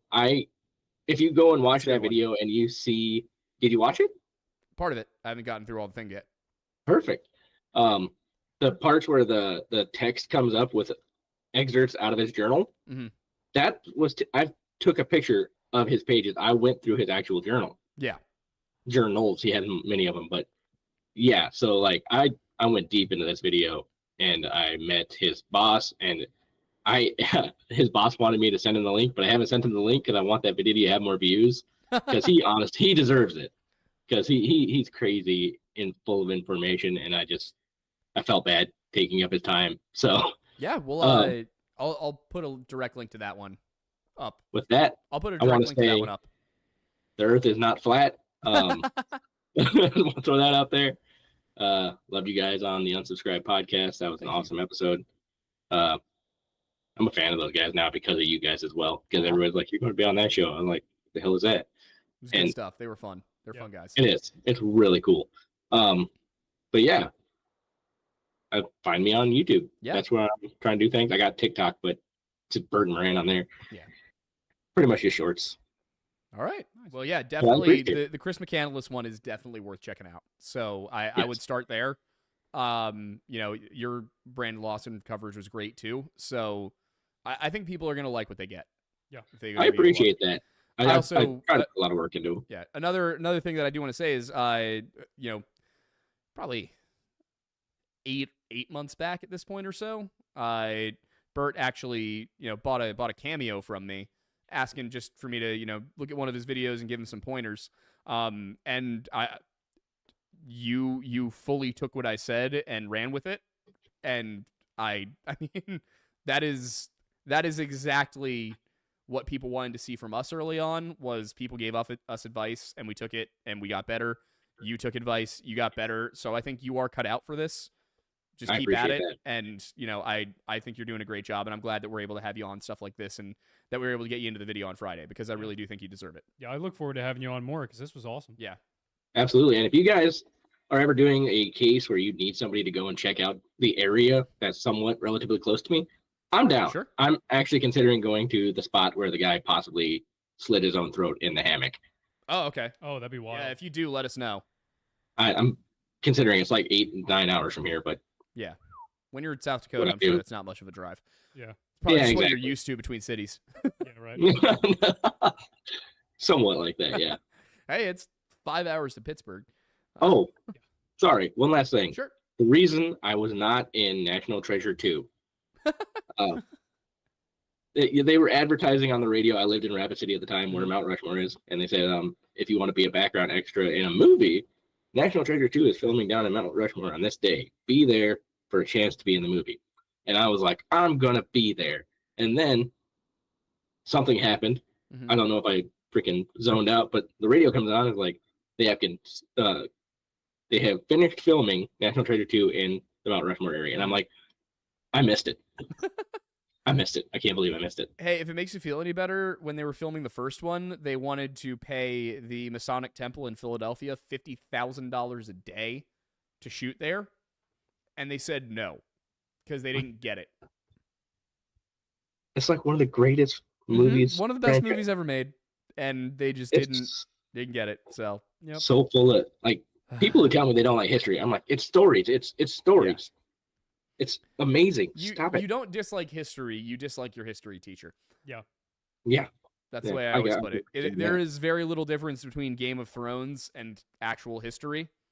You just need the right person to tell the story. So, I can't tell you how many people I've met that think dragons were real. oh, good God. If And I'm only. like, you stop watching that. But If all right. only. We did just get 3 Yes. more if you wanted to touch them. Oh, okay. Whatever. One of them is I for 199 says found y'all because I'm also a PSU alum from the same time. No way. Yeah. We are. We are. Kellen, the official data said for $2, I have a JL and they are more sturdy than the JKs. I have a JK. Good to know. Yeah. And then the last one is the Mangled Wither for $10 says, Aiden, and I know this probably won't be seen or read, but thank you for everything. Thank you for everything. Right now, I'm feeling like everything is just going to fall apart, and your content helps me stay grounded. I'm not sure how, but thank you. And I hope you're doing better. I'm guessing it's that based on our chaos, everyone else's lives feels more stable and normal. Does seem possible. So we're glad to help you in that scenario. With sincerity, thank you very much. That's very kind of you to say, and I hope things get better. Been there myself. Yes. Not a fun way to be, but I promise if you keep chugging, keep fighting, it does turn around. It's not fun getting there. It sucks getting there. Yeah. But it's great once it turns around. It takes time, but it'll come. All right. With all of that said, Bert is on Local Legends Bert and Moran right here on YouTube. Highly recommend checking him out. Give that Chris McCandless video a watch. Bert, thank you so much for being here. And we'll probably have you on again in the near future. I'm down. Because 100%. it's also just nice to have somebody else in the crew to talk. Oh yeah, 100%. Helps me not have down. to talk so much. I appreciate the hell out of you guys. Yeah. Well, all right. We will see everybody on the next one. I think I will be able to possibly stream this Friday night. Might be back. We'll see. If I do, it'll be 7 Days to Die. It will be a zombie game. Nice. With friends. So be there or be rectangular. Have a good one. And everybody.